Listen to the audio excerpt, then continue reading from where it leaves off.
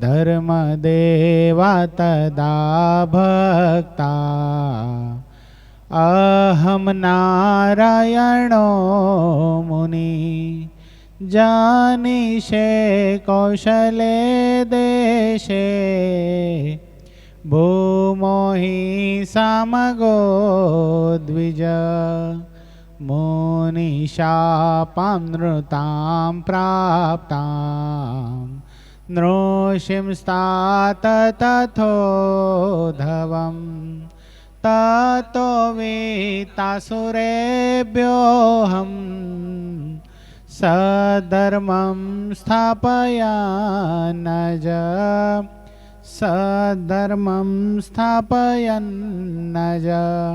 ओम अवतारिणे श्री स्वामीनारायणाय नमो नमः। श्री हरिकृष्णाय घनश्यामाय सहजानंद स्वामीने नमो नमः। सभा में प्रगट स्वरूपे बिराजता अपना सौ कोईना इष्टदेव प्राण प्यारा महाश्रेयो मूर्ति घनश्याम महाराज, अपना सौ कोईना ज्ञान गुरु परम पूज्यपाद सद्गुरु स्वामी नित्य स्वरूपदासजी स्वामी, अपना मंदिर महंत स्वामी पूज्यपाद हरिचरणदासजी स्वामी, अपना मंदिर कोठारी स्वामी पूज्य हरेश भगत जी, अपना पूज्यपाद वालावाला एवं परम सुख स्वामी, पूज्य करुणासागर स्वामी, पूज्य तरुण सागर स्वामी, पूज्य धर्मानंदन स्वामी, पूज्य विदय भगत आदि तमाम संतो पार्षदों श्री चरणों में मानसिक साष्टांग दंडोत प्रणामनी साथे वालावाला तमाम भक्तों ने हृदयपूर्वक जय स्वामीनारायण। मंगळाचरणનો अर्थ કેટલાને ખબર છે? શું अर्थ છે? કેટલા જણા આંગળી ઊંચી કરી બતાવો જી? આંગળી ઊંચી રાખો વ્યવસ્થિત। કૌશલને ખબર મંગળાચરણનો अर्थ? આવડે છે મંગળાચરણ આખું બોલતા? કૃષ્ણાને ખબર મંગળાચરણનો अर्थ? 100% ખબર નથી। જો 100% મેં લખ્યો છે તમને બતાવું। હા, હું લખેલો મારો લખેલો વ્યવસ્થિત વાંચું ને તો જ મજા આવશે।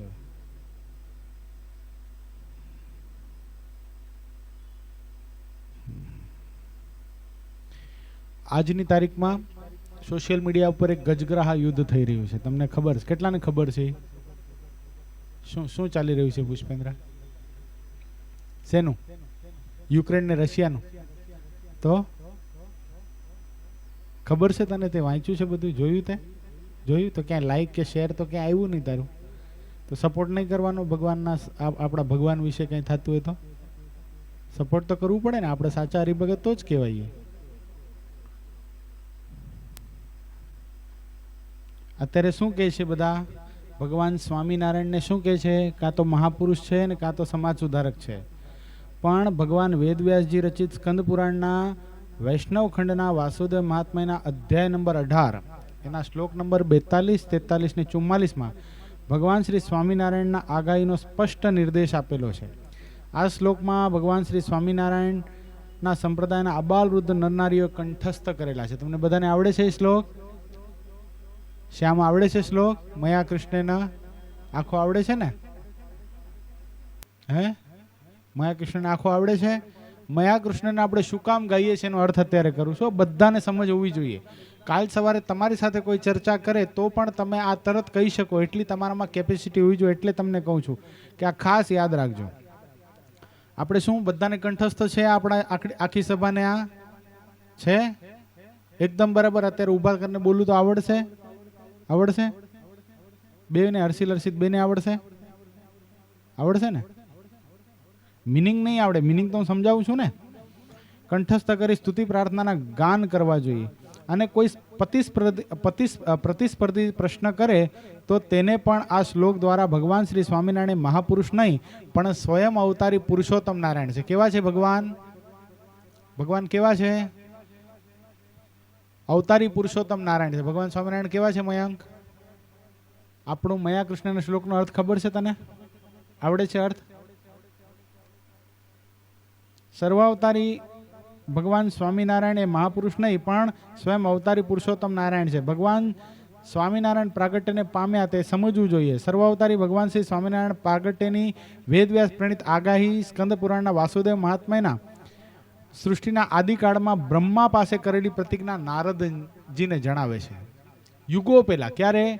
સૃષ્ટિનું સર્જન થયું ત્યારે બ્રહ્માજીએ જ્યારે સૃષ્ટિનું સર્જન થયું ને કર્યું ને ત્યારે બ્રહ્માજીએ આ જે મયા કૃષ્ણને નિહતા હા કોણે કીધેલું છે? આ બ્રહ્માજીએ નારદજીને કીધેલી છે. આ સંવાદ કોનો છે? નારદજી. હે બ્રહ્મન અર્જુન સહિત, હવે જે મયા કૃષ્ણને આપણે શ્લોક બોલ્યા એનો અર્થ કરું, બરાબર? હે બ્રહ્મન અર્જુન સહિત મારા દ્વારા રણમાં હણાયેલા સવાસનિક અસુરો જ્યાં પૃથ્વી ઉપર અધર્મ પ્રવર્તાવશે, એટલે મયા કૃષ્ણેન નિહતા હા સાર્જુનેન રણેશુએ. શું મારા દ્વારા જેટલા પણ અસુરો કુરુક્ષેત્રના મેદાનમાં મારા દ્વારા ને અર્જુન દ્વારા યુદ્ધ થયું હતું ને, જોયું હતું ને બધાએ? શેનું યુદ્ધ થયું હતું મહાભારતની અંદર? પાંડવો અને કૌરવોનું. 18 અક્ષરની સેના અને 11 અક્ષરની સેનાનું ભીષણ યુદ્ધ થયું હતું. એમાં ભગવાન કૃષ્ણના હાથે જેટલા મરાણા, અર્જુનના હાથે જેટલા મરાણા, એ બધા અસુરો શું થયા હતા? પાછા આ પૃથ્વી ઉપર અધર્મ પ્રવર્તાવશે, પાછા જન્મશે ને અધર્મ પ્રવર્તાવશે. અને નારાયણ મુનિ એવો જે હું તેમ પિતા ધર્મદેવ અને માતા ભક્તિ દેવી થકી આ પૃથ્વી ઉપર કૌશલ દેશમાં સામવેદી એટલે બ્રાહ્મણ કુળમાં અવતાર ધારણ કરીશ. મયા કૃષ્ણ નિહતા સાર્જુને રણેશુ પ્રવર્ત ઈષ્યંત્યસુરા સ્તેત્વધર્મ, એટલે આ બધા અધર્મ પ્રવર્તાવશે. સ્તેત્વધર્મ યદાક્ષિતો ધર્મદેવ તદા ભક્તા. નારાયણ મુનિ એવો હું ધર્મદેવને ભક્તિ માતા થકી ક્યાં પ્રાગટ્યને પામીશ? કૌશલ દેશ એટલે આજનું અયોધ્યા. અયોધ્યાની બાજુમાં છપૈયા ગામ, અયોધ્યાની પાસે જે છપૈયા ગામ આવેલું છે, જેને કૌશલ દેશ પણ કહેવામાં આવે છે શાસ્ત્રોક્ત ભાષામાં, એમાં હું સામવેદિક દ્વિજ કુળ એટલે બ્રાહ્મણ કુળની અંદર પ્રાગટ્યને પામીશ, અવતાર ધારણ કરીશ. હે અજ, ભગવાન વાત્સલ્યથી બ્રહ્માને કહે છે કે હે તાત સદ્ધર્મનું સ્થાપન કરતો થકો હું મુનિના શ્રાપથી. મુનિના શ્રાપથી આનો અર્થ કોને આવડે છે? મયંક, ક્યાં મુનિના શ્રાપથી ભગવાનનું પ્રાગટ્ય થયું? દુર્વાસા ઋષિએ. સત્સંગી જીવન સાંભળ્યું હતું ને? અહીંયા દુર્વાસા ઋષિએ શ્રાપ આપ્યો તો. કઈ જગ્યાએ આપ્યો તો શ્રાપ? કઈ જગ્યાએ? યશ, ઠાકુરવાડીમાં બદ્રિકાશ્રમમાં આપ્યો તો. બદ્રિકાશ્રમમાં દુર્વાસા ઋષિએ શ્રાપ આપ્યો તો. કોને શ્રાપ આપ્યો તો? કોને શ્રાપ આપ્યો તો? કૌશલ. આખી સત્સંગી જીવનની કથા કરાવી છપૈયામાં, ભલા માણસ આટલું તો આવડવું પડે ને તને. કોને શ્રાપ આપ્યો તો? હવે યાદ રાખવાનું, હું કહું છું ધ્યાનથી સાંભળ એકદમ, કારણ કે મને ખબર તું કોઈની કથા યાદ નથી રાખતો, પણ મારી યાદ રાખે છે. મને યાદ છે ગઈ વખતે કેટલું સરસ રિવિઝન કર્યું હતું રસ્તામાં આપણે બે જતા હતા ત્યારે, એટલે ખાસ યાદ રાખવાનું. ભગવાન નરનારાયણ અને ધર્મદેવ ભક્તિ માતા બધા ક્યાં બેઠા હતા? બદ્રિકાશ્રમમાં બોરડી નીચે ભગવાન નરનારાયણ સત્સંગ કરાવતા હતા, ઉપદેશ આપતા હતા, અને બધા ધર્મદેવ ભક્તિ માતા, ઉદ્ધવજી, ભારત વર્ષના મનુ આદિ ઘણા બધા, અત્રિ આદિ ઘણા બધા ઋષિઓ, 88,000 ઋષિઓ બેઠા હતા. અને બધા ભગવાનની વાત સાંભળવામાં એટલા બધા તલ્લીન હતા કે દુર્વાસા ઋષિ કૈલાશ પર્વત ઉપરથી આવ્યા એ કોઈને ખ્યાલ જ રહ્યો નહીં. હવે આપણને એક વાત સમજાય છે કે દુર્વાસા ઋષિને એટલી ત્રેવડ છે કે ભગવાનને શ્રાપ આપી શકે ખરા? નથી. પણ આ શ્રાપ આપ્યો કઈ રીતે? તો ભગવાનને સ્વયંને એવી ઈચ્છા હતી, ડાયરેક્ટ કોઈ પૃથ્વી ઉપર આવી શકતું નથી, કંઈક નિમિત્ત હોવું જોઈએ. તો નિમિત્ત બનાવ્યા હતા. કોને? દુર્વાસા ઋષિને.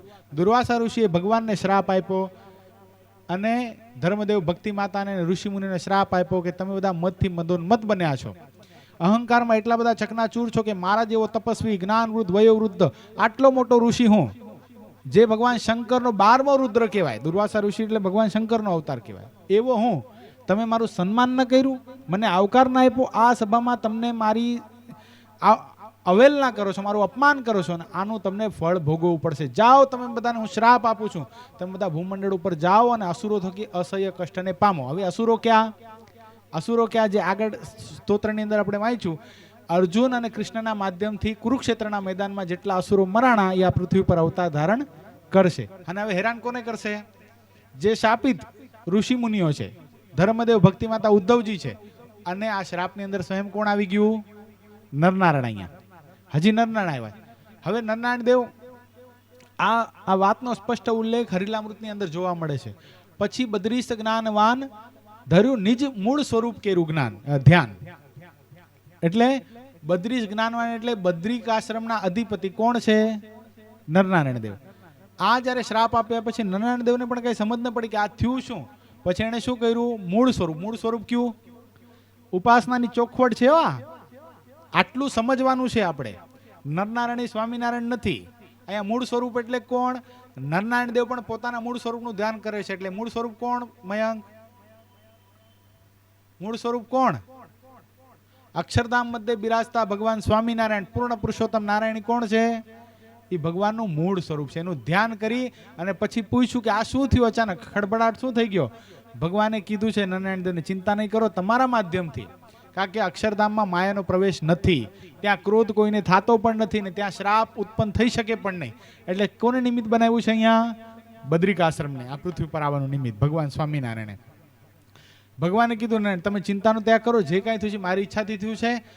હવે તમારા શ્રાપને નિમિત્ત બનાવીને ધર્મદેવને ભક્તિ માતાના ઉદરમાં, ભક્તિ દેવીના ઉદરમાંથી કોણ પ્રાગટ્યને પામવાનું છે? કોણ પ્રાગટ્યને પામવાનું છે? પુષ્પેન્દ્ર, નારાયણ દેવ, ભગવાન પુરુષોત્તમ નારાયણ સ્વયં પ્રાગટ્યને પામવાના છે. સમજાઈ ગયું? આ શ્લોકનો અર્થ સમજાઈ ગયો? હવે આ શ્લોક જે લખાણો છે એ ક્યારે લખાણો? આજથી 5000 વર્ષ પહેલા. કેટલા વર્ષ પહેલા? અત્યારે ઘણા કહે છે ને કે તમારા ભગવાન 200-250 વર્ષ જૂના છે, તમે એમ કહો છો કે સનાતન ધર્મ ને તમારા ભગવાન સૌથી મોટા. તો કઈ રીતે કહો છો? તો 200-250 વર્ષ પહેલા ખાલી ભગવાનનું આ પૃથ્વી ઉપર પ્રાગટ્ય થયું છે. સનાતન પૂર્ણ પુરુષોત્તમ નારાયણ તો અનાદિકાળથી છે. ક્યારથી છે? ભગવાન જેવો જ્યારે સમય આપણને કોઈ કહે કે કાલ સવારના તમારા ભગવાન આવેલા છે, તમે કેવી રીતે સ્વામિનારાયણને ભગવાન કહી શકો છો? અને તમે કેવી રીતે ભગવાનને સૌથી મોટા કહી શકો છો? કેવી રીતે સર્વોપરી કહી શકો છો? તો તમારે ખાલી આટલું જ કહેવાનું છે કે ભગવાનનું પ્રાગટ્ય આ પૃથ્વી પર, અવતરણ આ પૃથ્વી પર 250 વર્ષ પહેલા થયું છે. બાકી સનાતન ભગવાન, ભગવાનનું ધામ એ વર્ષોથી નહીં, યુગોથી નહીં, અનાદિકાળથી છે. ક્યારથી છે? અનાદિકાળથી છે. એટલે અનાદિકાળના પુરુષોત્તમ નારાયણ જ્યારે જેવી જરૂર પડે ત્યારે ગીતાજીનો શ્લોક લેવો પડે. કયો શ્લોક આવશે અહીંયા? કોણ કહેશે? હાલો. હા, યદા યદા હિ ધર્મસ્ય જ્ઞાનિલ ભવતી ભારત અભ્યુત્થાનમ ધર્મસ્ય તદાત્માનમ સૃજામ્યહમ. જ્યારે જ્યારે આ પૃથ્વી પર અધર્મ વ્યાપશે ત્યારે ત્યારે હું સ્વયં અવતારને ધારણ કરું છું. હું એટલે કોણ? પુરુષોત્તમ નારાયણ. જેવો સમય ત્યારે ભગવાન અવતાર આ પૃથ્વી પર ધારણ કરે છે. એટલે ભગવાન કદાચ 250 વર્ષ પહેલા આવ્યા તો પહેલા એ ભગવાન કાંઈ ન કરી શકે એવું ન હોય. એટલે ભગવાન તો સનાતન જ છે, પૂર્ણ પુરુષોત્તમ નારાયણ છે. 250 વર્ષ પહેલા આવ્યા પણ એ તો ભગવાનની ઈચ્છા કરીને આવ્યા છે. આ લોકની અંદર પોતાના અવતાર કાર્યનું શું કરવા માટે આવ્યા ભગવાન? આ લોકની અંદર સદ્ધર્મની સ્થાપના કરવા માટે આવ્યા છે. ભગવાનના જે 6 હેતુઓ છે એ પુરવાર કરવા માટે ભગવાન સ્વામિનારાયણ પૃથ્વી પર આવ્યા છે. એટલે આ આગાહી ક્યારે લખાણી છે? 5000 વર્ષ પહેલા સ્કંદ પુરાણની અંદર ભગવાન વેદવ્યાસે લખેલી છે. કોણે લખેલી છે? આ સ્પષ્ટતા આજે તમને કરી બતાડી, એકદમ ક્લીન. સમજાઈ ગયું?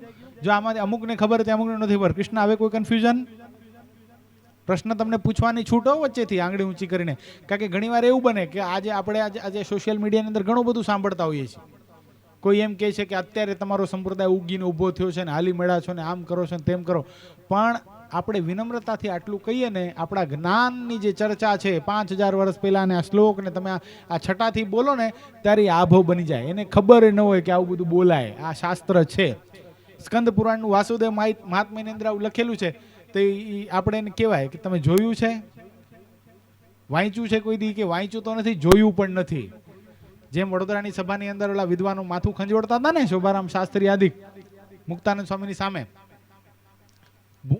બ્રહ્માંડ પુરાણ કોઈ દી જોયું છે, સ્કંદ પુરાણ કોઈ દી જોયું છે? ત્યારે શું કહેતા સ્વામી? તમે જોયું નથી, વાંચ્યું નથી, તો શું એમ કહો છો કે સ્વામિનારાયણ ભગવાન નથી? સ્વામિનારાયણ કેવા છે? સનાતન ભગવાન છે. ખાલી આપણે આપણા ઈષ્ટદેવ છે એટલે એને ભગવાન માનીએ છીએ એમ નહીં. આપણા શાસ્ત્રો, સનાતન શાસ્ત્રો પોકારીને કહે છે કે ભગવાન સ્વામિનારાયણની આ પૃથ્વી પર પ્રાગટ્યની આગાહીઓ છે. એટલે એ મનમાંથી આટલો પણ જો નાસ્તિકતાનો અંદર અંકુર ફૂટતો હોય ને, કારણ કે આ સમય એવો છે, અત્યારે સમય એવો છે કે ઘણીવાર આપણા મનમાં એમ શંકા થઈ જાય કે આ બધા એમ કહે છે કે જે માતાના ઉદર થકી જન્મ ધારણ કરીને ભગવાન કેમ કહેવાય?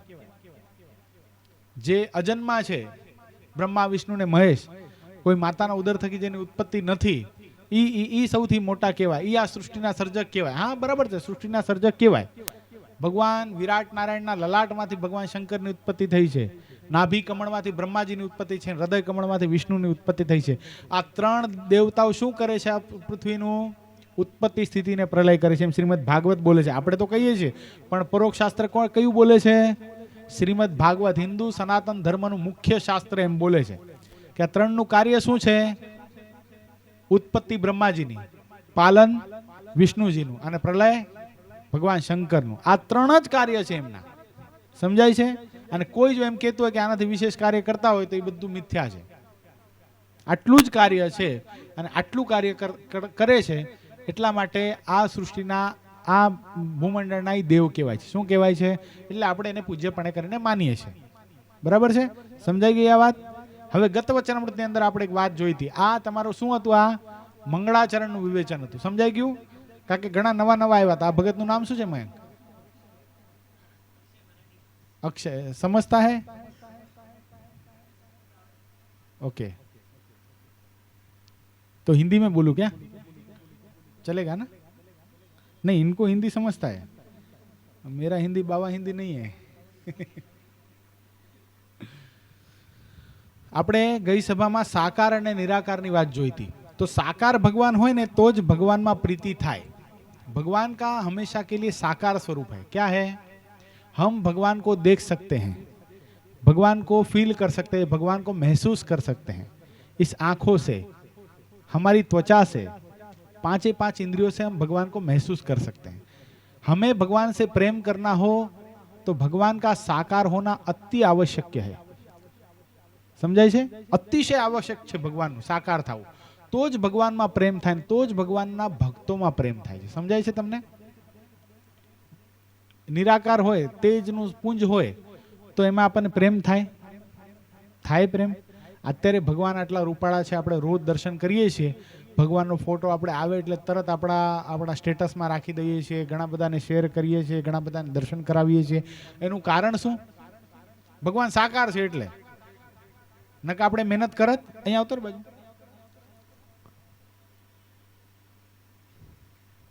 બે તોફાની ભેગા ન બેસાડે ને, બરાબર ને? એટલે આપણે જો સાકાર ન હોત તો વ્હાઈટ આમ તેજનો ફોટો પડીને રોજ મોકલત તું હેમ મેં તું પાડત ભગવાનના ફોટા મુખારવિંદના આવા સરસ મજાની ટીબકડી આવે છે, આ જમણા આંખની ટીબકડી આવે છે, આવા સરસ મજાના કમળ નયન સમા પુંડરીકાક્ષ ભગવાનના નેત્રો છે, મસ્ત મજાની નાસિકા છે, આમ આંખ આમ ધરાઈને ભગવાનના દર્શન કરીએ એવું સુખ આવે છે. આપણે ભગવાનની સામે ઉભા રહીને અખંડ ભગવાનને કહેતા હોય છે, હે મહારાજ, હે ભગવાન સ્વામિનારાયણ, હે ઘનશ્યામ મહારાજ, મને તમારામાં ખૂબ પ્રેમ છે. આજે પ્રાર્થના અને સ્તુતિના શબ્દો જે અંતરના નાદથી નીકળે છે એ ભગવાન સાકાર હોય તો જ નીકળી શકે. સમજાય છે? સાકાર વગર આપણે ભગવાનની ભક્તિ ન કરી શકીએ, ભગવાનની ઉપાસના ન કરી શકીએ. આ સમજાય છે? આ ક્લીન વાત છે. અને ભગવાન સાકાર છે એટલે તો આપણને પરસ્પર ભગવાનના ભક્તોનો મહિમા પણ છે. સમજાઈ ગયો? આપણને પરસ્પર ભગવાનના ભક્તોનો મહિમા શું કામ છે? ભગવાન સાકાર છે એટલે આપણે શું માનીએ છીએ કે આ જે ભગવાનના ભક્ત છે એ પણ સાકાર છે. એ ભગવાનના ભક્તને રાજી કરીશ. રાજી કોને કરાય? તેજને કોઈ દી રાજી કરાય? અને તેજને કદાચ રાજી કર્યા તો આપણને ખબર કેમ પડે કે રાજી થઈ ગયું તેજ? ખબર પડે એમ કે દાંત કાઢે આપણી સામે તેજ? ન કાઢે. તો આપણને ખબર કેમ પડે કે રાજી થયું? તો ભગવાન સદૈવને માટે સાકાર છે, એ રાજીપો દર્શાવે છે. ભગવાનના ભક્ત પણ સદૈવને માટે સાકાર છે, એ રાજીપો દર્શાવે છે. ત્યારે આપણને ખબર પડે છે કે ભગવાન સદૈવને માટે સાકાર છે. એટલે રાજી કરવાના છે આપણને ભગવાનને ભક્તોને. તો કેવી રીતે રાજી થાય? હવે દાખલા તરીકે આજે કોઈ જાતનું આયોજન નહોતું. સહેજે ઘરે ગયો મને સંકલ્પ થયો કે આપણા 3 બાળકો છે, પાસ થઈ ગયા. કરિયરની અંદર મુખ્ય વસ્તુ એ લોકોએ સિદ્ધ કરી છે. એન્ટ્રન્સ એટલે મુખ્ય વસ્તુ કહેવાય. હિતરાજ છે, હેમ છે ને યશ છે. એકે લોમાં એન્ટ્રન્સ સિદ્ધ કરી, બીજાએ મેડિકલમાં, ત્રીજા સીએમાં. હવે મેઇન એનો બેઝ છે, જેને લોન્ચ પેડ કહેવાય ને, એ અત્યારે છે. હવે અત્યારે એ લોકોને ખૂબ ધ્યાન રાખવાનું. અત્યાર સુધી કર્યું, હાલો ક્યાંક ઓછા વધતા આવ્યા, ઓછું થયું. પણ હવે જે એ લોકોને ક્લાસમાં સીએમાં એડમિશન મળી ગયું, ક્લાસમાં સારી કોલેજમાં ફાર્મસીમાં મળી ગયું, અને લો કોલેજમાં એડમિશન મળી ગયું. હવે પછી એનું જે ભણતર છે એ એનું કરિયર બનાવશે. શું બનાવશે? એટલા માટે આજે જે આપણે જે પ્રસાદ રાખ્યો ભગવાનને ધરાવીને, તો મને કાલે એક જણાએ પૂછ્યું કે ભાઈ તમે શું કામ પાર્ટી આપો છો? એ તો એ લોકોને આપવી જોઈએ ને. એક જણા, અને વ્યાજબી છે કે ભાઈ શું કામ આપવી જોઈએ. પણ મેં તમને પહેલી સભામાં એક વાત કીધી હતી, યાદ હોય તો.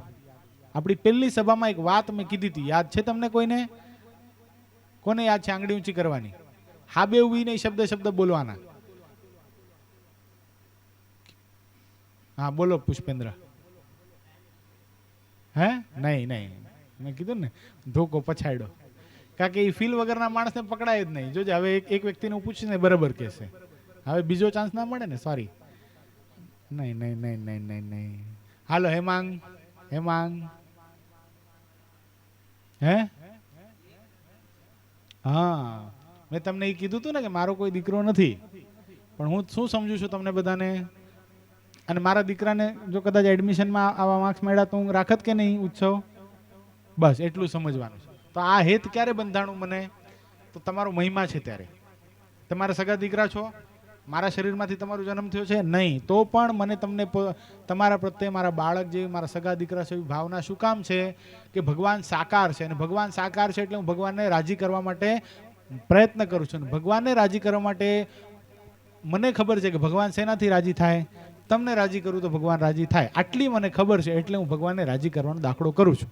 અને દાખલો શું કામ છે? કારણ કે મને ખબર પડે છે કે ભગવાન મારા ઉપર રાજી થાય છે. ભલે કદાચ હાલો મારી એવી સ્થિતિ નથી અત્યારે કે ભગવાન મારી સાથે વાત કરે કે ભગવાન મને મલકીને કે, પણ અંદર મારા આત્માની અંદર બેઠેલો પરમાત્મા મને જે સેટિસ્ફેક્શન થાય છે એ તો આપણને ખબર પડે છે ને, એ તો અનુભૂતિ થાય છે ને. જો અત્યારે હવે તમે બધા છે ને પોતાના જીવનના એક એવા પડાવની અંદર જાશો આગળની અંદર, અત્યારે જે તમે તમારી ઉંમર છે 15, કોક 15ના છો, કોક 16ના છો, કોક 17ના, કોક 18ના, કોક 20 સુધી પહોંચેલા છો. તો હવે તમે તમારા જીવનના એવા પડાવ ઉપર છો કે આગળ જતા હવે તમે પ્રોફેશનલિઝમની અંદર પ્રવેશ કરશો. આગળ જતા આગળના 5 વર્ષની અંદર કોઈક બિઝનેસ કરશો, કોઈક નોકરી કરશો, કોઈક ધંધો કરશો, બરાબર છે? એક વસ્તુ મારે તમને આજે કેવી છે, તમારે જીવન પર્યંત યાદ રાખવાની છે. સમજી લેજો આ વાત. એક વસ્તુ એવી રાખવાની છે, દાખલા તરીકે કોઈ દુકાન કરો, કોઈ બિઝનેસમેન થાવ, અને તમારી દુકાને કોઈ હરિભગત કાંઈ ખરીદી કરવા માટે આવે. દાખલા તરીકે મારી જ અનાજની દુકાન છે, મારો એક સિદ્ધાંત છે, હું તમને કહું. મારા દુકાનમાં કોઈ, આપણે ઘણા બધા હરિભક્તો મારા દુકાનથી અનાજ લે છે, પણ મારી દુકાનમાં કોઈ હરિભગત કાંઈ પણ વસ્તુ લેવા માટે આવે ત્યારે મારો એક સિદ્ધાંત છે, એની પાસે એક પણ રૂપિયો હું કમાતો નથી. 1 રૂપિયો નહીં કમાવાનો એની પાસે. બિલ જોવાનું, જે પડતર કિંમત છે એમાં આપી દેવાનું. આ હરિભગત દેનારની સિદ્ધાંત હોવો જોઈએ, દેનારનો સિદ્ધાંત હોવો જોઈએ. આવો ભાવ હોવો જોઈએ કે કમાવા માટે તો આખી દુનિયા છે. શું છે? કમાવા માટે તો આખી દુનિયા છે, પણ મારે મારા ભગવાનના એકાંતિક ભક્ત પાસે મારે ક્યાં પૈસા લેવા એ બાબતમાં? મારે એટલી સેવા સમજો ને, નુકસાન તો નથી થતું ને, પડતર ભાવમાં જાય છે ને આવેલા ભાવમાં જાય છે, એટલું સમજવાનું. આપણે એટલું ઓછું મંગાવ્યું હતું, એટલે ભગવાનના ભક્તને એવી રીતે આપવાનું. સમજાય છે? આ ભાવ કોને હોવો જોઈએ? વેચનારને. અને લેનારને કેવો ભાવ હોવો જોઈએ સમજજો. હવે નકે આપણે ખાલી વેચનારનો જ ભાવ જોઈએ છે, લેનારને એવો ભાવ હોવો જોઈએ. કોઈ પણ ભગતની દુકાને ચડ્યા તમે, કોઈ પણ ભગતની, દાખલા તરીકે નૈતિક પાસેથી અમે સોફા કરાવ્યા હતા, તો મેં ગોકુળ ભગતને પૂછ્યું નતું કે ભાઈ સોફાના કેટલા રૂપિયા થશે, આમાં તમે કેટલા ઓછા કરશો, કાંઈક તો ઓછા કરો ને, હવે તમે આપણો તો કેટલા વર્ષોનો સંબંધ છે. આવું કાંઈ આપણે હરિભગતે કહેવાય નહીં. કોઈ દિવસ ભગવાનના ભક્તની દુકાને જઈને કોઈ દિવસ ભાવ કરાવવાના નહીં. ત્યારે આપણે ભાવ કેવો રાખવાનો છે? હું કદાચ બીજી કોઈ દુકાને જાત તો એ મારી પાસે કમાવાનો હતો કે નહીં? તો ભગવાનનો ભગત કદાચ મારી પાસે કમાશે તો મારા કેવા ભાગ્ય કે ભગવાનના ભક્તના ઘરે મારા પૈસા જશે. એ ભગવાનનો ભક્ત એ પૈસા ક્યાં વાપરવાનો છે પાછો? બસ આટલી ભાવના જોજો. અત્યારથી મારું ઘડતર તમારા પ્રત્યે આવું રહેવાનું છે. સમજાઈ ગયું મયંક? આવી ભાવના આપણે કોઈની દુકાને જઈએ ત્યારે કોઈ દિવસ ભગવાનના ભક્ત પાસે ડિસ્કાઉન્ટ માંગવાનું નહીં, એ સામેથી જ આપે. નકા ઘણાની એવી આદતો જોઈએ, સંતોષ જ ન હોય, કારણ કે પ્રકૃતિ હોય. જો ઘણા હસવા માંડ્યા એટલે એને ખબર પડે છે કે આ મારી જ વાત આવે છે. જેટલાના મોઢા ઉપર અત્યારે હાસ્ય છે એવું નથી, હું મજાક કરું છું, બહુ ડાયા છું બધા. એટલે આપણે કેવો ભાવ રાખવાનો છે સમજાઈ ગયો તમને પુષ્પેન્દ્ર? કોઈ પણ જગ્યાએ ગયા ભગવાનના ભક્તને આપવાનું છે ત્યારે એમ વિચારવાનું છે આની પાસે મારે ક્યાં કમાવું? આખી દુનિયા કમાવા માટે છે. ક્યારેક લેવા માટે ગયા કોઈ વસ્તુ ભગવાનના ભક્તની દુકાને, ત્યારે કેવું વિચારવાનું છે? કમાવા માટે તો બીજા કોઈ દુકાને જાત તો મારી પાસે કમાઈ જ લે, પણ કદાચ ભગવાનનો ભક્ત 2 પૈસા કમાશે તો મને વાંધો શું છે? તો કોઈ દિવસ વાંધો આવે નહીં. તો નકા એવું થાય હો, આપણે ભગવાનના ભક્તને ચીરી નાખીએ, હાથમાં આવ્યો નથી ને ઉડાડ્યો નથી, બીજી વાર ક્યાં લાભ મળવાનો છે? લઈ જ લો એની પાસે, બજાર કરતાં વધારે ભાવ લઈ લઈએ કોઈ પ્રોડક્ટ આપણી પાસેથી થતી હોય તો. એવું કોઈ દિવસ કરવું નહીં. જો એમાં બની શકે અત્યારે તમારી પાસે સત્તા ન હોય, તમે જોતા હો કે કદાચ એવું કરતું હોય પણ હોય આપણા નજીકના વ્યક્તિઓમાં, એટલે એ તમારે હાથમાં, તમારા અત્યારે તમે એ પોઝિશનમાં નથી કે તમે વિરોધ કરી શકો કે ચેન્જ લાવી શકો. પણ મારો કહેવાનો ભાવાર્થ તમને શું છે? જ્યારે તમે સ્વયં બનો છો, એવા સ્વયં શક્તિમાન બનો છો, તમારા હાથમાં વ્યવહાર આવશે ત્યારે તમારે આ ઇમ્પ્લિમેન્ટ કરવાનું છે. નકર તમે અત્યારે દુઃખી થઈ જશો કે ભાઈ આવું તો ઘણીવાર આપણાથી થઈ જાય છે. આપણાથી એટલે ઇન ધ સેન્સ કારણ કે હજી તમે વ્યવહારમાં નથી એટલે તમારાથી ન થતું હોય, પણ ઘણીવાર બને આપણા દેના સગા સંબંધી આવું કરી નાખતા હોય. આવ્યો નથી મૂંડી નાખ્યો નથી, આવ્યો નથી મૂંડી નાખ્યો નથી, પણ આપણા હાથમાં સત્તા જ્યારે આવે ત્યારે આપણે આવું કરવું નહીં. નકા અત્યારે દુઃખી નહીં થઈ જતા તમે, નકા દુઃખી થઈ જાવ, અરે યાર આવું તો આપણાથી થઈ જાય છે. સમજાય છે? આ વસ્તુ ક્યારે બને? જ્યારે આપણે ભગવાનને સાકાર સમજીએ ત્યારે. સંપૂર્ણ ભગવાનને સાકાર સમજો છો ત્યારે જ આ વસ્તુ શક્ય બને છે. ક્યારે? શું કામ? કે આપણે ભગવાનના સંતો ભક્તોને રાજીપાની અપેક્ષા રાખી. સાકારપણાની આ બહુ બહુ ઊંચી વ્યાખ્યા છે. સમજાઈ ગયું? હવે આપણે ક્યાં જવું છે? 46મા વચનમાં ક્યાં જવું છે? હા એમ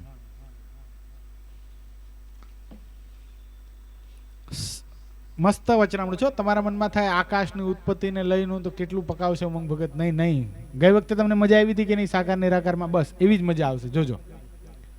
કારણ કે મને ખબર છે કે તમારા માટે તમારું લેવલ કેટલું છે, તમને કેટલું સિમ્પ્લિફાય કરીને આ વચનામૃત સમજાવવું પડે. આના માટે ઘણી મહેનત કરું છું.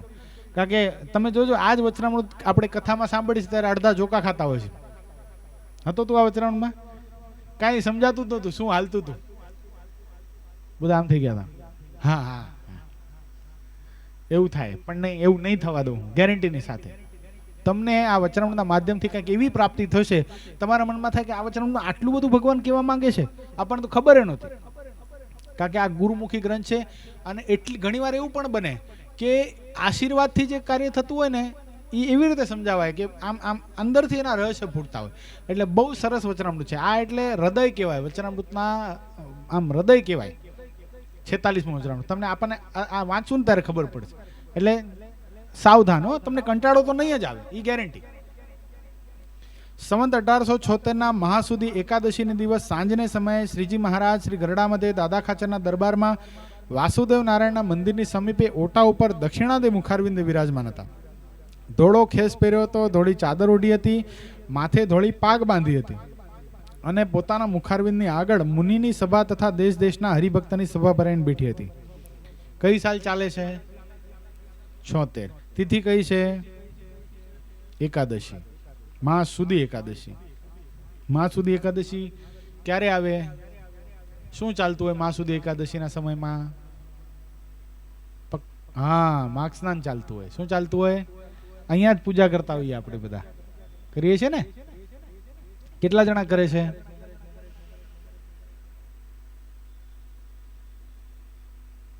આ વખતે માઘ સ્નાન કરાવવું છે બધાને. દાંત કાઢોમાં જેટલા નથી કરતા એટલા. હે? હા, ઓઈ બરાબર છે. માઘ સ્નાન કરવાથી મતલબ છે ભાઈ. તે સમયે ભટ્ટ માહેશ્વર નામે વેદાંતી બ્રાહ્મણ હતો. તેણે શ્રીજી મહારાજને પ્રશ્ન પૂછ્યો. કોણ હતું? માહેશ્વર ભટ્ટ. કોણ હતો ઈ? વેદાંતી. મયંક, વેદાંતી એટલે શું? 39મા વચનથી વેદાંતી હું કહેતો આવું છું. તારા બેસ્ટ ફ્રેન્ડને બરાબર ખબર છે વેદાંતી. હમણાં પૂછીશ ને મસ્ત જવાબ આપશે, એકદમ ચકાચક. લાસ્ટ ટાઈમ એને આપ્યો પણ ખરો, એટલે હવે એની પાસેથી નથી લેવાનું થતો. ઈધર આવે, રાજી થઈ ગઈ બહુ. હાલો, હવે તારે જ આપવાનો છે જવાબ. વેદાંતી એટલે શું? બીજા આંગળી ઊંચી કરો, મને ખબર પડે કેટલાને વેદાંતીની ખબર છે.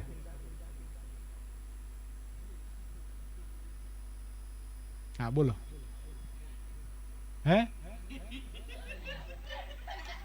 જ્ઞાન કી પ્રાપ્તિ ભૈયા.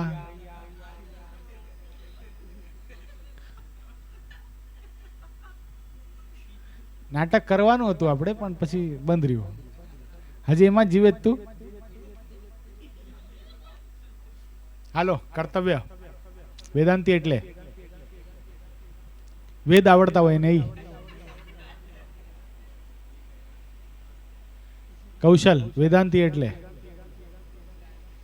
જો રેગ્યુલર સભા ભરવાનું તમને તારણ બતાવો.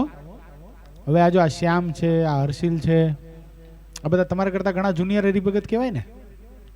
હજી પાપા પગલી કહેવાય સત્સંગમાં. ઘણા તો સત્સંગમાં બહુ મોટું મોટું નામ થઈ ગયું છે. ઓ આમ ઘર સભાની અંદર પ્રવચન કરી આવ્યા છે. અમુક તો સંતોના બહુ નિકટ કહેવાય, એમ અખંડ મંદિરમાં જ રહેતા હોય એવા. પણ કેટલું તારતમ્યતામાં કેટલો ફરક પડે છે જોજો. હર્ષિલ કયો વેદાંતી એટલે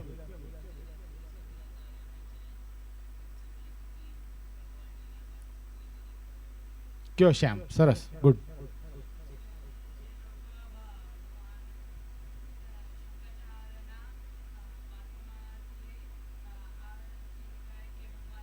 એક શબ્દ મને જોઈએ છે, મત આવે છે, મત. હા હાલો વિતરાજ.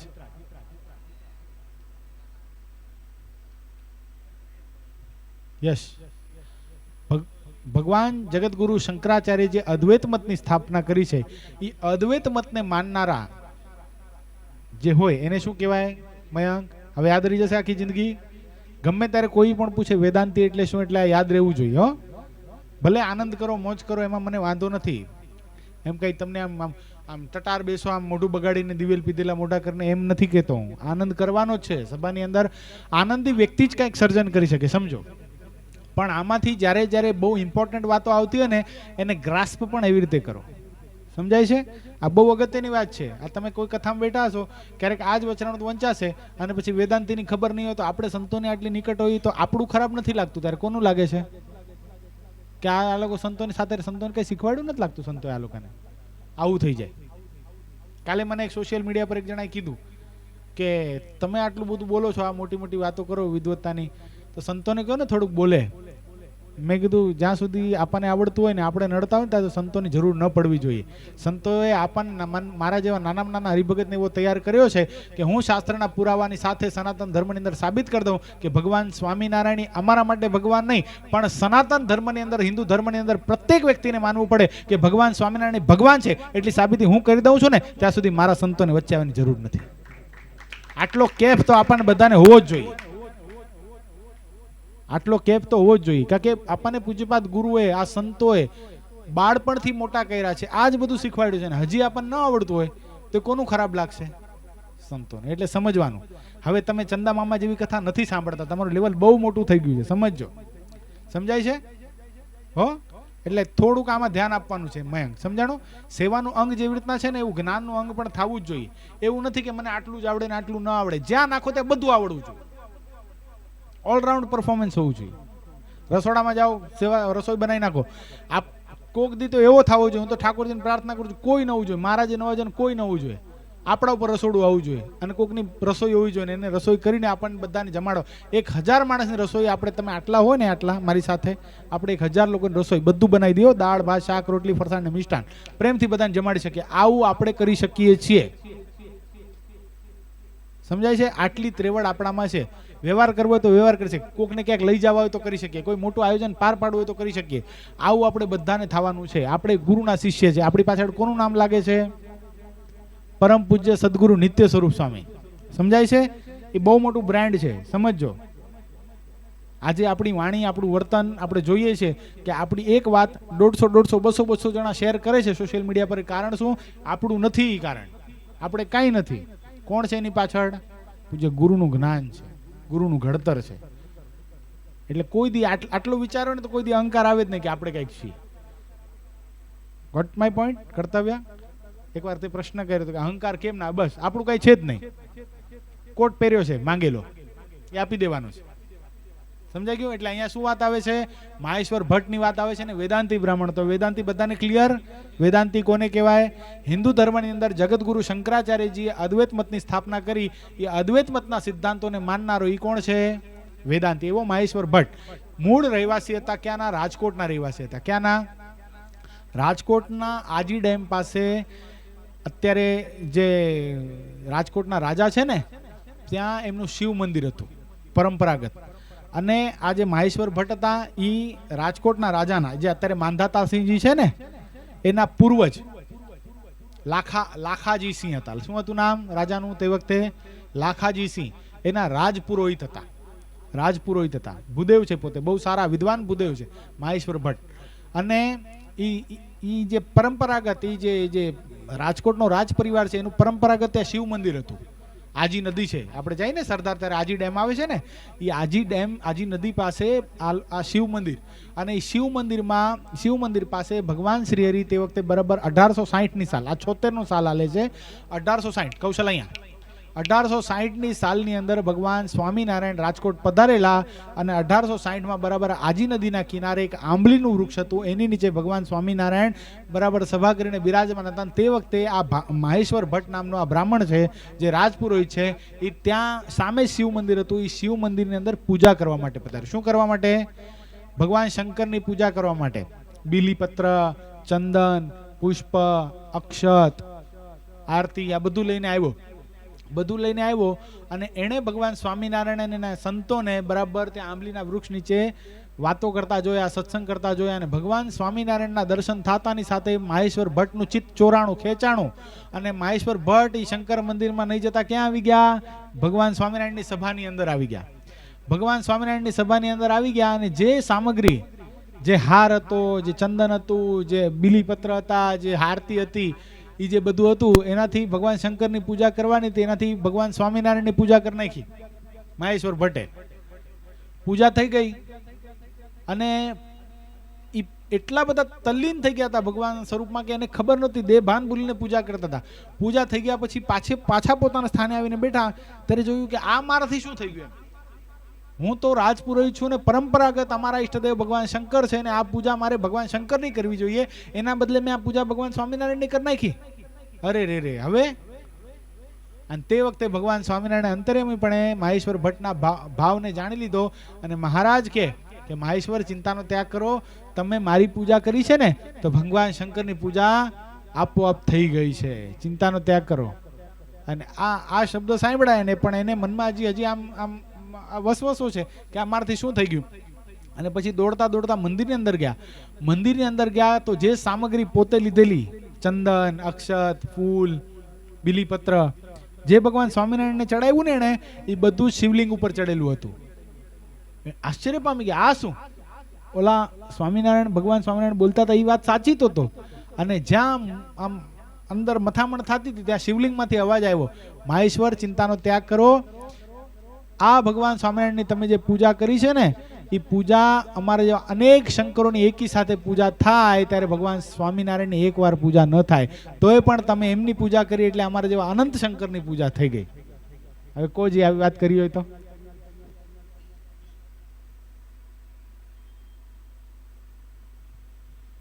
અને આપણે થોડુંક શિવ તત્વને સમજીએ.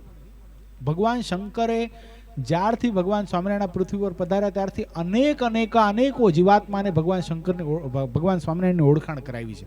એટલે ભગવાન શંકર પ્રત્યે આપણને આટલો પણ ભાવ ન થવો જોઈએ મનમાં કે આટલું બધું થાય છે, ભગવાન શંકર કાંઈ નથી કરતા, કાંઈક થશે. લાસ્ટ ટાઈમ પણ મયા કૃષ્ણના નિહત આ જે આપણે બોલીએ છીએ ને એનું કારણ ભગવાન શંકર જ છે. તમે વિચાર કરો, મોરારી બાપુ શું બોલ્યા હતા? ઝેર પીવે નીલકંઠ, લાડુડી ખાઈ નીલકંઠ નહીં, આમ બોલેલા. સ્પષ્ટ શબ્દ આજ છે. અને આટલું થયું અને પછી તો ઉપડ્યું કે નહીં?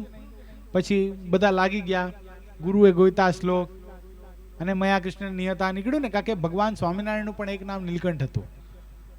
એટલે આપણને વાંધો નથી, પણ અત્યારે પણ કંઈક અત્યારે શરૂ છે તો અત્યારે પણ આમાંથી પણ કંઈક સારું નીકળશે ખરું, 100%. અને આપણે એ જોઈએ છે કે શિવ તત્વ શું છે તો તમને કહું, ગોધરેશ્વર મહાદેવ, રેથળ ગામ, ત્યાં એક લાલજીભાઈ કરીને રહેતા હતા. એ લાલજીભાઈનો નિત્યક્રમ કે જોજો, મૂળ જે શંકર ભગવાન બધાને ગમે, એમાં કાંઈ હોય નહીં ને, પાડવાનું આવે નહીં, શું કરવાનું હોય? લૂંટી લઈને જવાનું, ચડાવીને આવી જવાનું, બીજું તો કાંઈ ઉપદેશ કે કથા વાર્તા કે કાંઈ હોય તો નહીં બીજું. એટલે એ મજા બધાને આવે. બધા શંકર મંદિરની અંદર કોણ નથી ગયું? કહો તો આમાંથી આંગળી ઊંચી કરો. બધા જ ગયેલા છે.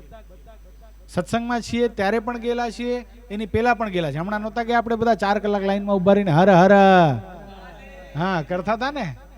ત્રંબકેશ્વર મહાદેવના દર્શન કરવા માટે ગયા, 4 કલાક લાઈનમાં ઉભા રહ્યા. જો આપણા મનમાં મહિમા જ ન હોતો 4 કલાક ઊભું રહેવાત? તમને બધાને આટલું સરસ મજાનો ડાયલોગ આપણે શીખવાડ્યો. આપણે જે નાટક કર્યું એમાં शिवलिंग पर दूध क्यों चढ़ाते हैं? कर्तव्य क्यों? क्योंकि भगवान शंकर ने इस सृष्टि को बचाने के लिए विष पिया था, तो उनके शरीर में पीड़ा कम हो इसके लिए हम उसके ऊपर दूध चढ़ाते हैं. और क्या है उसका वैज्ञानिक कारण क्या है बोलो? हाँ, सकारात्मक ऊर्जा प्रकट होती है. और क्या होता है? शरीर ऑक्सीजन की मात्रा को बढ़ाता है. और क्या होता है? बहुत अच्छा रिएक्टर है शिवलिंग. એટલે આપણે બે કારણ બતાવ્યા હતા. તો જો આપણા મનમાં જ જો ભગવાન શંકરનો મહિમા ન હોત તો તમારા બધાના જીવનની અંદર આપણે નાખત ન નાખત, આ ડાયલોગ લખવાનું કારણ જ ન હોત.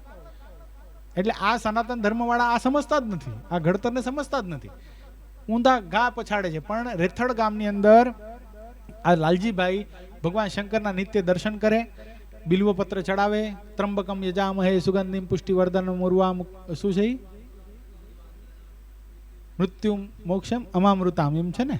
હા, એટલે એ નિત્ય એનો પાઠ કરે, ઓમ નમઃ શિવાય ઓમ નમઃ શિવાય એનો પાઠ કરે અને ભગવાન શંકરની આરાધના કરે. એક દિવસ શિવલિંગમાંથી અવાજ થયો, ભગવાન શંકર સ્વયં પ્રગટ થયા, ગોધરેશ્વર મહાદેવ.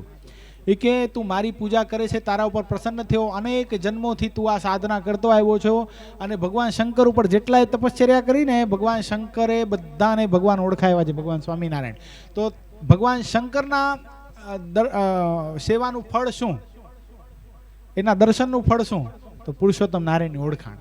ગોધરેશ્વર મહાદેવ સ્વયં બોલ્યા છે કે અત્યારે આ ઘોર કળીકાળની અંદર અનંત આત્માને તારવા માટે પૂર્ણ પુરુષોત્તમ નારાયણ આ ભૂમંડળ ઉપર પ્રાગટ્યને પામ્યા છે. અને અત્યારે મત્સ્યાવ, રેથડ ગામની બાજુમાં મત્સ્યાવ ગામની અંદર બિરાજમાન છે. તું ત્યાં જા, એના દર્શન કર, તારું આત્યંતિક કલ્યાણ થશે. રેથડ ગામની અંદર રહેતા લાલજીભાઈ ભગવાન શંકરના આશીર્વાદને શિરોધાર્ય કરીને ક્યાં પધાર્યા છે? મત્સ્યાવ પધાર્યા છે. ભગવાન સ્વામિનારાયણ ભવ્ય મોટી સભા કરીને મત્સ્યાવના કોણ મુખ્ય હરિભગત? ફૈબા. ફૈબાના ઘરે બિરાજમાન હતા અને ફૈબાના ઘરે ધર્મ જ્ઞાન વૈરાગ્ય ભક્તિની વાતો કરતા હતા. અને રેથડ ગામના લાલજીભાઈ આવ્યા છે. લાલજીભાઈ ભગવાન સ્વામિનારાયણના પગ પકડી અને કેવા લાગે છે, હે કૃપાનાથ, મારો મોક્ષ કરો, મને મારું કલ્યાણ કરો. અને લાલજીભાઈના મસ્તક પર પોતાનું વરદસ્ત પધરાવીને કીધું છે, આવો આવો લાલજી કોણે મોકલ્યા? શંકરે મોકલ્યા ને. અને ભગવાન સ્વામિનારાયણ ભાગવતી દીક્ષા આપીને લાલજીભાઈને સાધુ કરે છે. નામ પાડ્યું નહીં, પછાડો ધોકો.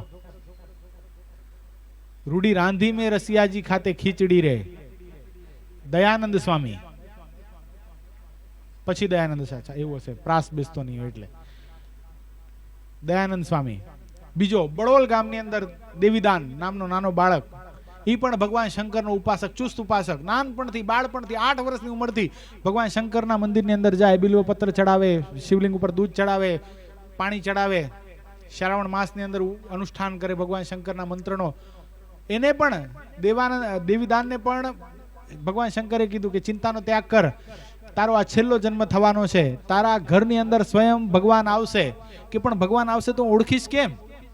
એ કે જેની જીભ કોણી અડે ને એને તું ભગવાન માનજે. અને એ નાના બાળક 8 વર્ષના દેવીદાનને રાજી કરવા માટે ભગવાન સ્વામિનારાયણ બડોલ ગામની અંદર પધાર્યા. એક ગાડા ઉપર ઢોલિયો પથરાયો, એના ઉપર ભગવાન સ્વામિનારાયણ બેઠા, સ્ટેજ બનાવીને બધા જોવે એમ. અને ભગવાન સ્વામિનારાયણ પોતે દૂધ ને રોટલો જમવા માંડ્યા અને એના રગેડા, દૂધના દહીં ને રોટલો જમવા માંડ્યા અને રગેડા કોણી સુધી ઉતરે. અને કોણીએ અડાડજો તો કોણી સુધી મોઢું જાય તમારું. અહીંયા નહીં અડાડતા, બાથરૂમમાં જઈને કોણી અડાડે પોતાની જીભ અને ચાટે. અને બડોલ ગામના લોકો એમ કે આ દુનિયા પણ ગાંડી છે, આને કઈ ભગવાન કહેવાતા હશે? આ જમતાય ના આવે, રગેડા ઉતરે છે ને ચાટે, એ કઈ ભગવાન હોય? અને બીજા માટે નહીં, પણ આ ચરિત્ર ભગવાન સ્વામિનારાયણે કોના માટે કર્યું હતું? એ દેવીદાન માટે કર્યું હતું. દેવીદાન નાચવા લાગ્યો, અરે ધન્ય થઈ ગયો, ધન્ય થઈ ગયો. જે ભગવાન શંકરે મને કીધું હતું કે તારા ગામમાં ભગવાન પધારશે, એ ભગવાન આવી ગયા છે.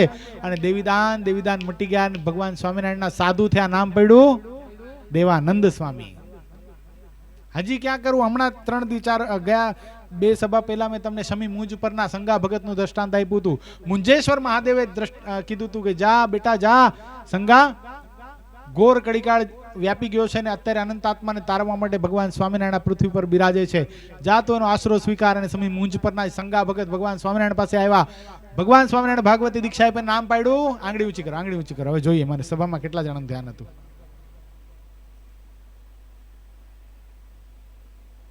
ચુમ્માલીસમાં કીધેલું છે મેં, સ્નેહનું રૂપ એમાં કીધેલું છે.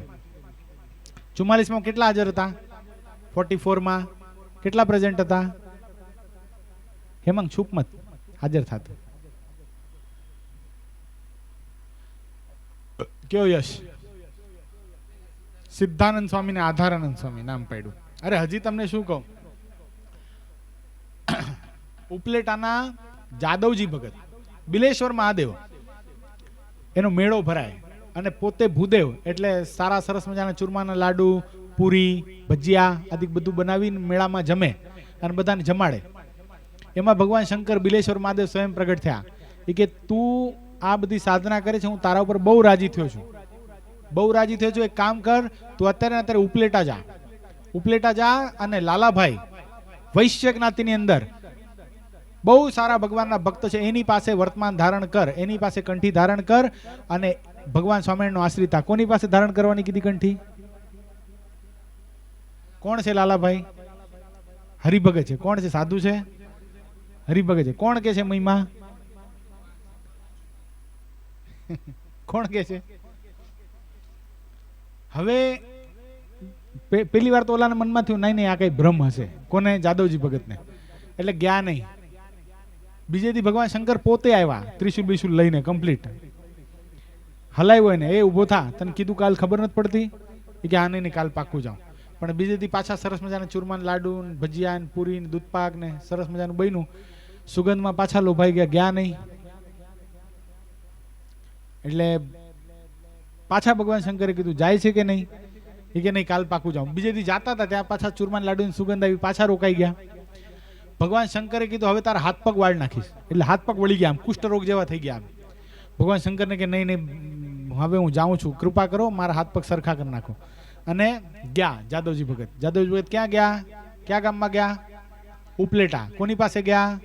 લાલા બાપા. લાલા બાપા કોણ છે? હરિભગત છે, વૈશ્ય છે, પટેલ જ્ઞાતિની અંદર જન્મેલા. હવે એને જઈને કીધું કે મને કંઠી પહેરાવો અને મને ભગવાન સ્વામિનારાયણનો આશ્રિત કરો. ઓલા કે ભાઈ જાદવજી વિપ્ર, તમે ઉપલેટાના જ છો, આજ ગામના છો ને તમે બ્રાહ્મણ છો, અમારા કરતાં ઊંચું કુળ કહેવાય, તમને અમારે કંઠી પહેરાવાય નહીં, અમે તો જાતના વૈશ્ય કહેવાઈએ, અમારે કાંઈ તમને કંઠી પહેરાવાય નહીં. એ કે નહીં ભાઈ સાહેબ આ બધું ખોટી વાત છે, મને ભગવાન શંકરે કીધું છે અને તમે બહુ શ્રેષ્ઠ હરિભગત છો. આ જ્ઞાતિ જાતિ તો આ લોકનું છે, આ લોક ભગવાન ભજે છે એનાથી મોટપ છે. શેનાથી મોટપ છે? આ ચોક્કસ ભગવાન સ્વામિનારાયણે આ લોકની અંદર આવ્યા પછી વર્ણાશ્રમનો ધર્મ ચોક્કસ પ્રદાન રાખ્યો.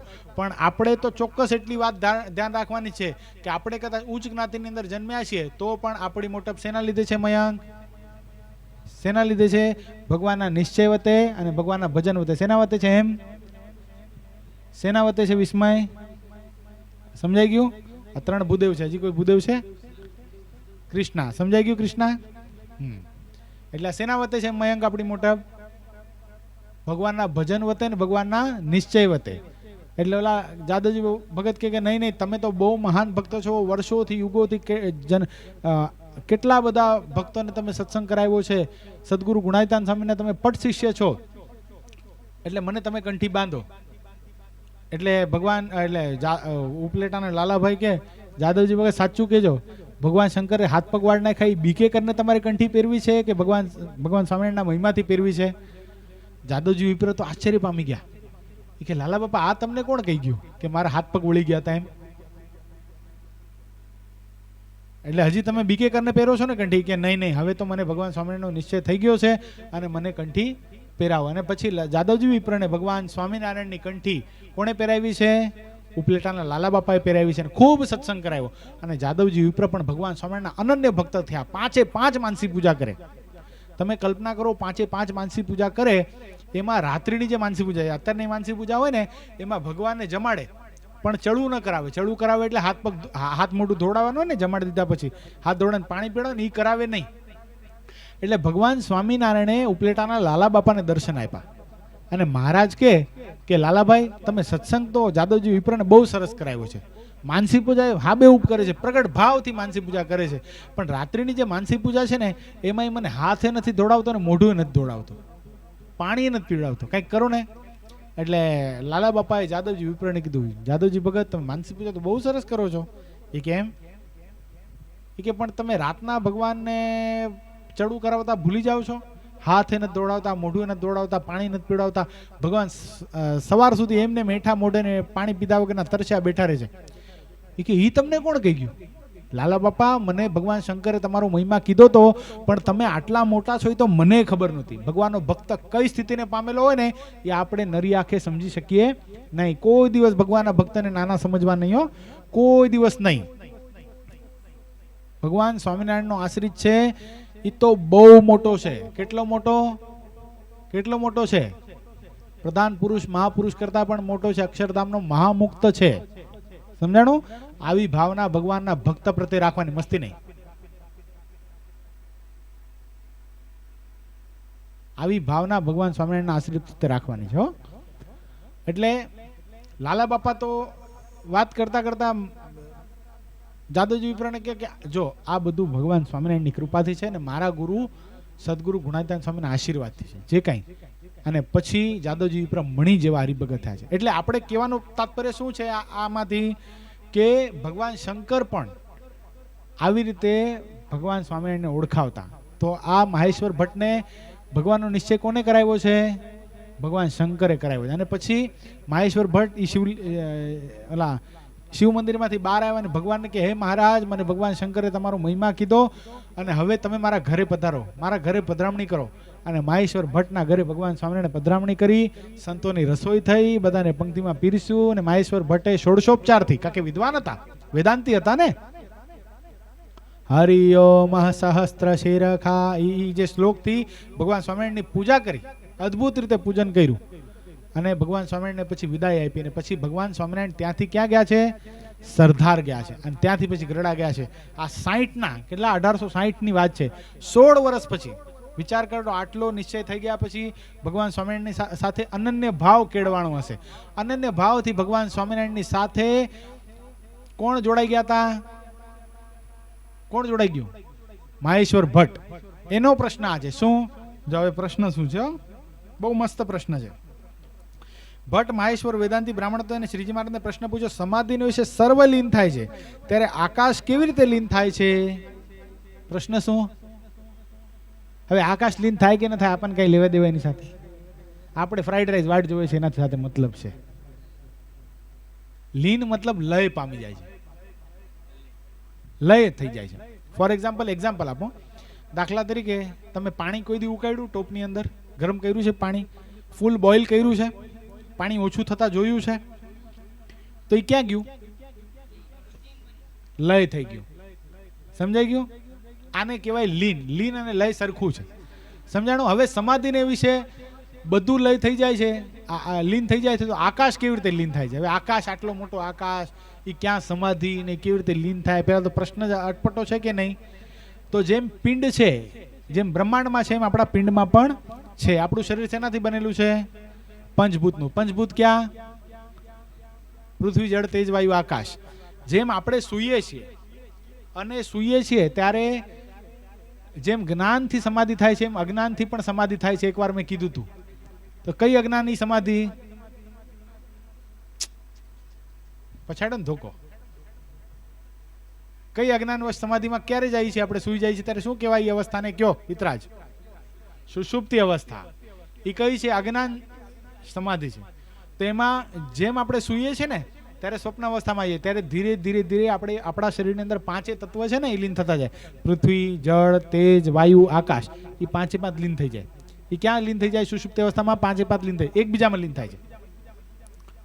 પૃથ્વી જળમાં લીન થઈ જાય, જળ તેજમાં, તેજ વાયુમાં, વાયુ આકાશમાં.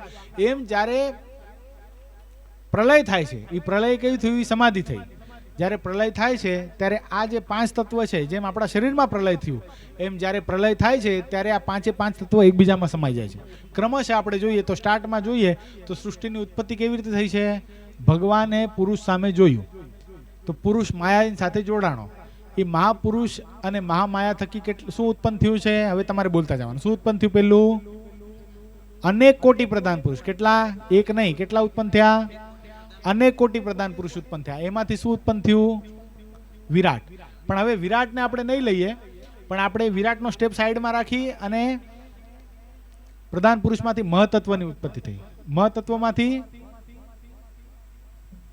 રાજસ, તામસ અને સાત્વિકી 3 પ્રકારનો અહંકાર ઉત્પન્ન થયો. અહંકારમાંથી આકાશની ઉત્પત્તિ થઈ. હવે ક્રમશઃ સમજાયું? પૃથ્વી, જળ, તેજ, વાયુ, આકાશ. આકાશમાંથી પૃથ્વી, જળ, તેજ, વાયુ, વાયુ, તેજ, જળ. હવે ઈ બધું ક્યારે લીન થાય? જ્યારે પ્રલય થાય છે. આપણા શરીરની અંદર પ્રલય કયો કીધો? આપણે સૂઈ જઈએ એ પ્રલય, જાગીએ એ પાછી ઉત્પત્તિ. એમ વિરાટ નારાયણ જ્યારે સૂઈ જાય છે ત્યારે શું થઈ જાય છે? પ્રલય થઈ જાય છે. 14 લોક નાશ પામી જાય છે. એની અંદર બ્રહ્મા વિષ્ણુ મહેશ પણ નાશ પામી જાય છે. વિરાટ નારાયણના એક દિવસની અંદર કેટલા બ્રહ્મા વિષ્ણુ મહેશ નાશ પામી જાય ને એ તો કોઈ હદ નથી. તોય હજી દુનિયા શું કે છે? શંકર તો બધાનો બાપ છે કે જ ને વ્યાસપીઠ ઉપર બેસીને. એટલે હજી આ તત્વ સુધી પહોંચેલા નથી. આપણે તો બળભાગી છે કે આપણને એવા સંતો મળ્યા અને ભગવાન સ્વામિનારાયણ એવો જ્ઞાન માર્ગ પ્રશસ્ત કર્યો જેથી કરીને આપણને બધી સમજ પડે છે. એટલે પ્રશ્ન શું છે? મહારાજને પ્રશ્ન કર્યો છે સમાધિના વિશે સર્વે લીન થાય તો આકાશ કેવી રીતે લીન થાય? પછી શ્રીજી મહારાજ બોલે છે આકાશનું રૂપ અમે રૂઢી પ્રકારે કરીએ તે સર્વે સાવધાન થઈને સાંભળો છે. આકાશ તે અવકાશને કહીએ. અવકાશ, અવકાશ એટલે ખાલી જગ્યા. સમજાણું? વેકેટ પ્લેસ, ખાલી જગ્યા. બધે ઠેકાણે આકાશ છે. એક સુઈ જેટલી જગહ બી હવા કે વિહીન નહીં હૈ. એ શું છે? આકાશ. જો તમને એવું લાગશે કે તમારા ડાયલોગ સામાન્ય હતા, પણ તમારા ડાયલોગ જે હતા ને એ મોટા મોટા માનદાતાઓને મોટા મોટા વિદ્વાનોને પણ ચક્કરમાં નાખી દે એવા તમારા ડાયલોગ્સ હતા. એટલા જોરદાર હતા. આ કઈ સ્વામી આટલા મોટા વિદ્વાન સાધુ ફરીવાર તમને નાટક કરવાનું કઈ જેમ તેમ વાત છે? હરિચરણ સ્વામી કોઈ જેમ તેમ નથી હો. બહુ મોટા આચાર્ય પદવીને પામેલા સંત છે. એટલે એને હૃદય સ્પર્શી ગયું આ તમારું નાટક. શું કામ? એ નાટકની અંદર જે સિદ્ધાંત હતો ને એ સનાતન હિન્દુ ધર્મનો સિદ્ધાંત છે. સમજાણું? હિન્દુ કોને કહેવાય? સનાતન વસ્તુ શું છે? હિન્દુ ધર્મના બાળકને, હિન્દુ ધર્મના યુવાનને કેવી રીતે રહેવું જોઈએ એ નાટક એવરગ્રીન છે તમારું. ગમે ત્યારે તમે કરશો ને આપણે જતા રહીશું. નાટકમાં પાર્ટ લેનારા જતા રહેશે, પણ એ નાટક જે ઉપદેશ આપતું રહેશે ને એ અનંત યુગો સુધી આપતું રહેશે કે આવી જ રીતે રહેવાનું છે. આ જ એનું સનાતન સિદ્ધાંત છે.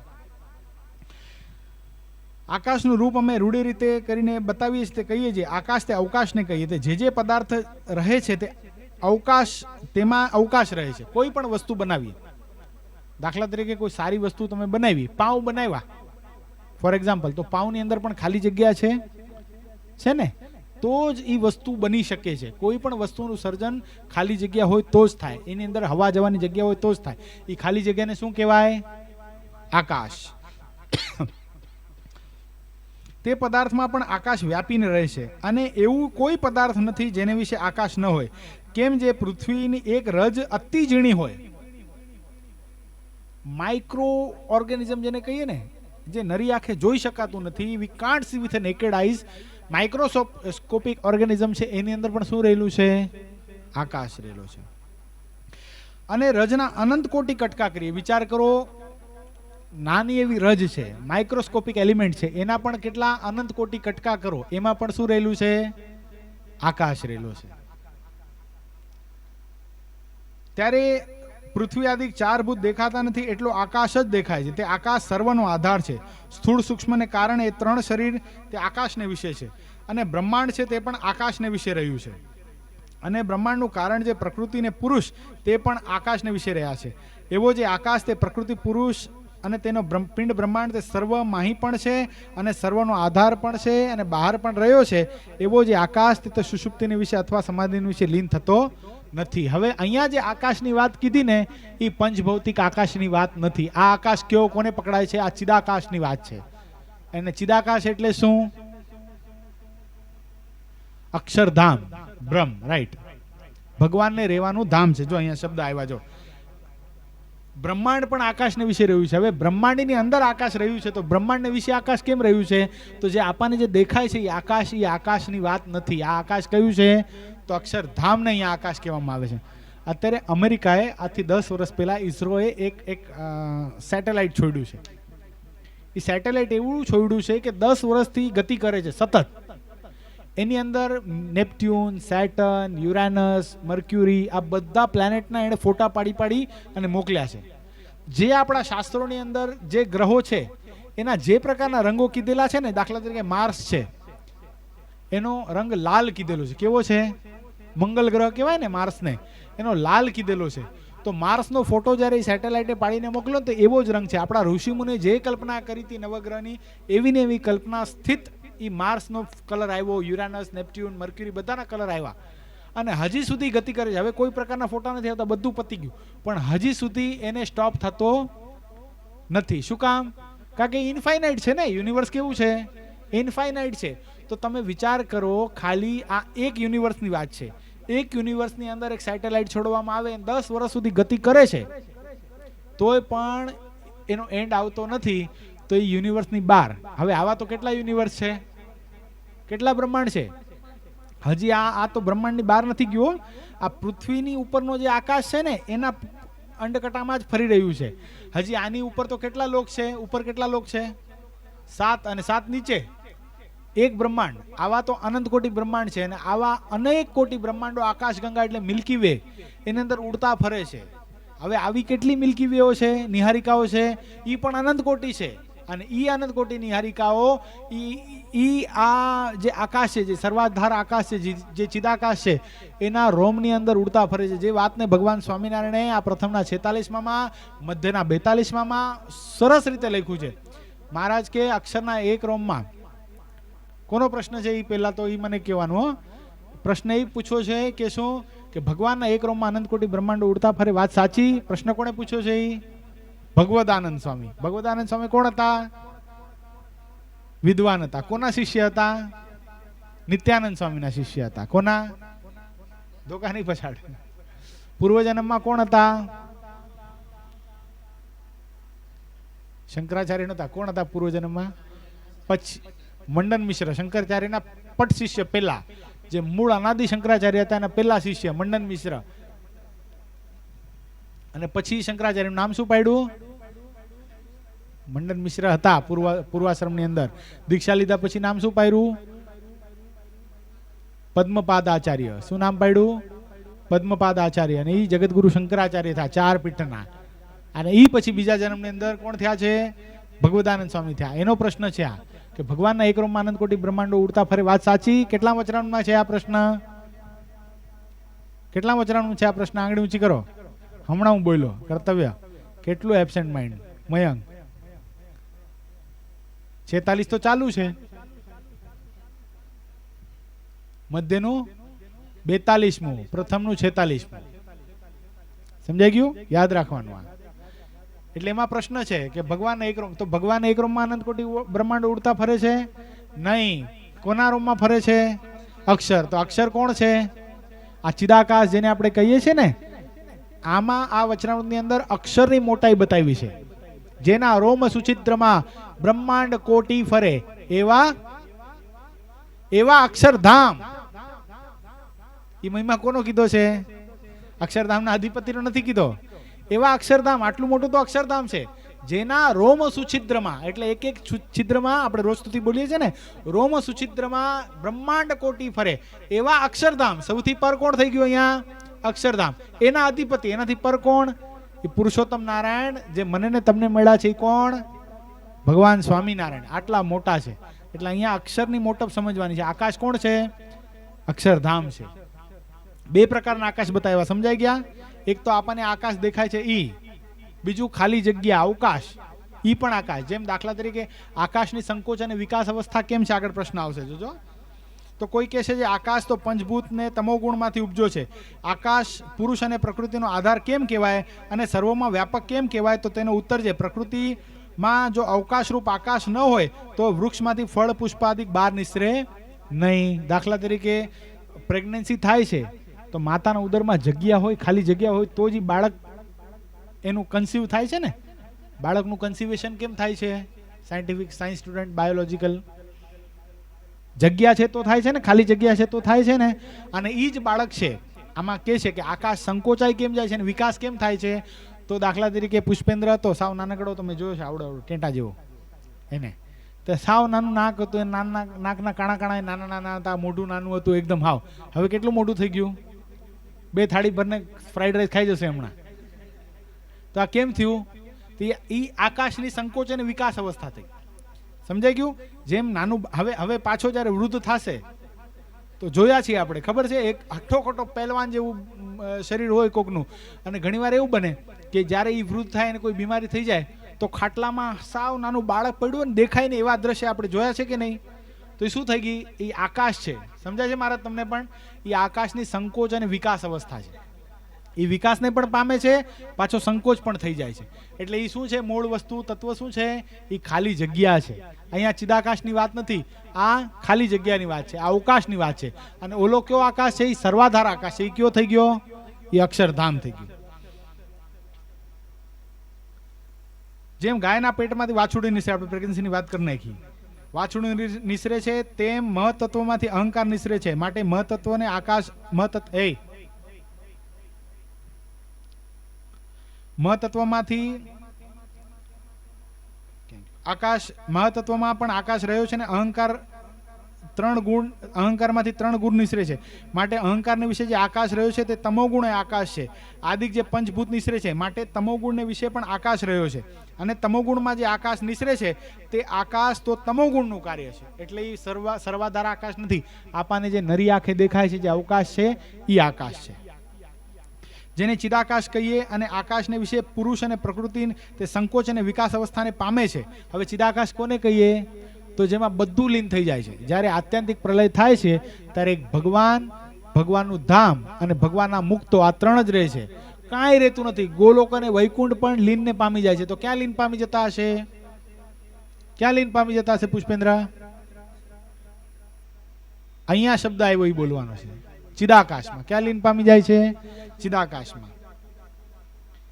તો કેવી રીતે? તો જ્યારે પુરુષ પ્રકૃતિ સામે જુએ છે ત્યારે તેમાંથી સ્ત્રી પુરુષ રૂપે સંતાનની ઉત્પત્તિ થાય છે. આપણે જે પહેલા બતાવ્યું એમ, મહાપુરુષ એ પુરુષ છે અને મહામાયા છે સ્ત્રી સ્વરૂપે છે. એમાંથી અનેક કોટી સંતાન ઉત્પન્ન થાય. ક્યાં? કોણ થયા એના સંતાનો? કોણ થયા અનેક કોટી? પ્રધાન અને પુરુષ. એ પ્રધાન પાછી સ્ત્રી રૂપે છે અને પુરુષ છે. એમાંથી પાછી, એટલે ફર્સ્ટ પર્સન અને સેકન્ડ પર્સન. એમ મહાપુરુષ એ ફર્સ્ટ પર્સન છે, પ્રધાન પુરુષ એ સેકન્ડ પર્સન છે. એટલે મહાપુરુષમાંથી અનેક કોટી પ્રધાન અને પુરુષોની ઉત્પત્તિ થાય છે. એટલે પ્રધાન છે પાછી સ્ત્રી સ્વરૂપે છે અને પુરુષ છે પુરુષ છે. એ બેના જોડલામાંથી પાછું શું ઉત્પન્ન થાય છે? અનેક કોટી વિરાટો. એટલે એ શું થયા? અનેક કોટી બ્રહ્માંડ. જે પંચભૌતિક બ્રહ્માંડ છે, એમાં આકાશ આવી ગયો. સમજાઈ ગયું? તેમ પુરુષ જે પતિ અને પ્રકૃતિ જે સ્ત્રી, તે થકી મહતત્વાદિક સંતાનની ઉત્પત્તિ થાય છે. એવી રીતે જે પ્રકૃતિ તે 24 તત્વરૂપ પિંડ બ્રહ્માંડ થાય છે અને તે પ્રકૃતિની વિકાસ અવસ્થા છે. અને જેટલો પ્રકૃતિનું કાર્ય છે તેને વિશે પુરુષ પોતાની શક્તિએ કરીને વ્યાપક રહે છે. હવે આ ભગવાનની વાત આવી. હમણાં જે સાકાર નિરાકારની વાત કરી હતી ને, એમ ભગવાન પોતાની શક્તિએ કરીને, જો ગોપાલ સ્વામીની વાતમાં એક બહુ સરસ વાત લખી છે કે ભગવાન પ્રગટ અંતર્યામીપણે પોતાના ભક્તને વિશે જ રહે છે. બાકી જે વિમુખ જીવ છે, જગતના જીવ છે, એને વિશે કોણ રહ્યું છે? તો મહાપુરુષ અંતર્યામીપણે રહ્યા છે. જો એની પુષ્ટિ આ થાય છે. જો અને જેટલી પ્રકૃતિના કાર્ય છે તેને વિશે પુરુષ પોતાની શક્તિએ કરીને વ્યાપક રહે છે. કોણ રહે છે અહીંયા? અને ભગવાનના ભક્તમાં કોણ રહે છે? સ્વયં ભગવાન રહે છે. અને પ્રકૃતિનું કાર્ય સર્વે નાશ પામી જાય છે અને પ્રકૃતિ અને પુરુષના અંગમાં લીન થઈ જાય છે. બધું શું થઈ જાય છે? છેલ્લે લીન થઈ જાય છે, લય થઈ જાય છે. અને પોતાના સ્વરૂપને વિશે રહ્યા જે પુરુષ, તેની સંકોચ અવસ્થા છે. જેમ કાચબો હોય, ટોર્ટોઇસ જોયું બધાય? ટોર્ટોઇસના હાથ પગ બહાર નીકળે છે, જોયા? આમ પછી પાછું લઈ લે છે, જોયું? એમ જ્યારે પ્રલય થાય છે ત્યારે બધું ક્યાં લીન પામી જાય છે? આકાશને વિશે. એ આકાશ કયો? તો ચિદાકાશ, અક્ષરધામ. ત્યારે સર્વે પોતાના અંગને તાણી લે છે ને રૂંઢમૂંઢ થઈ જાય છે. એમ જ્યારે પ્રલય થાય છે ત્યારે બધા જીવ ક્યાં જતા રહે છે? ચિદાકાશમાં. પણ ચિદાકાશમાં માયા છે ને એના ઉદરમાં જતા રહે છે. અને પાછી જ્યારે સૃષ્ટિ સર્જન થાય છે ત્યારે શું થાય છે? એ બધા પાછા જેવા ભાવે યુક્ત હતા ને તેવા ઉત્પન્ન થાય છે. એટલે કેવું થાય છે? આપણા મનમાં થાય ને કે ભગવાને આ સૃષ્ટિ ઉત્પન્ન કરી, કોકને ગરીબ રાખ્યા, કોકને અમીર બનાવ્યા, કોકને સુખી કર્યા, કોકને અપંગ કર્યા. આવું શું કામ કર્યું?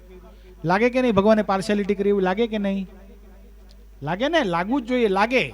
તો એનો ઉત્તર પણ મહારાજે કર્યો છે કે જેવા ભાવે યુક્ત હતો, એના કર્મ જેવા હતા, એવા યુક્ત એ માયાને ઉદરને વિશે લીન થયો છે. પાછી જ્યારે સૃષ્ટિની ઉત્પત્તિ થાય છે, ફોર એક્ઝામ્પલ તમે સીડ વાવો છો, જોયું ક્યારે? સીડને પાણી આપો તો શું થાય? ઝાડ ઉગે. તો કોઈ દી એવું થયું કે લીમડાનું સીડ વાવ્યું ને એમાંથી આંબો થયો? શું કામ એમાંથી લીમડો થાય છે? વાવ્યું લીમડાનું સીડ છે. એમ જેવા ભાવે યુક્ત આ જીવ માયાના ઉદરમાં હતા, સૃષ્ટિની ઉત્પત્તિ થઈ ત્યારે એ ભાવે સહિત પાછા ઉત્પન્ન થાય છે. એટલે કોઈક આસુરી થાય છે, કોઈક દૈવી થાય છે. સમજાઈ ગયું? અને પ્રકૃતિ અને પ્રકૃતિના કાર્ય વિશે અન્વય વ્યતિરેક પુરુષનું જ છે, પણ સર્વાધાર આકાશનું તેનું નથી. કોણ છે અન્વય વ્યતિરેક? કોણ થાય છે? પુરુષ થાય છે. એ મહાપુરુષનું છે, પણ સર્વાધાર આકાશ નથી. એટલે અક્ષરધામનું નથી. કેમ છે? સર્વાધાર આકાશ હોય તે કોણ કોણ થકી વ્યતિરેક? તે તો સદા સર્વમાં રહ્યો છે. એટલે આપણે પણ અત્યારે ક્યાં બેઠા છે? અક્ષરધામમાં. કેવી રીતે? તો આ જ્યારે આપણે બધા લીન થઈ જશું એકબીજામાં પૃથ્વી જળ તેજ વાયુ આકાશ એકબીજામાં લીન થઈ જશે. આકાશ પાછો અહંકારમાં, અહંકાર મ તત્વમાં, મ તત્વ પ્રધાન પુરુષમાં, પ્રધાન પુરુષ મહાપુરુષમાં, મહાપુરુષ અક્ષરધામમાં. તો આપણે બધા ક્યાં બેઠા છીએ અત્યારે? અક્ષરધામમાં બેઠા છીએ. સમજાઈ ગયું? આટલું સમજવાનું છે. અને આ બ્રહ્માંડ છે તેની ચારે કોરે લોકાલોક પર્વત છે તે ગઢની પેઠે રહ્યો છે. લોકાલોકની બહાર તે અલોક છે અને તે અલોકથી પર સપ્ત આવરણ છે. જે 7 આવરણ આપણે કીધા. ક્યાં 7 આવરણ? 7 આવરણ ક્યાં પુષ્પેન્દ્ર? ક્યાં?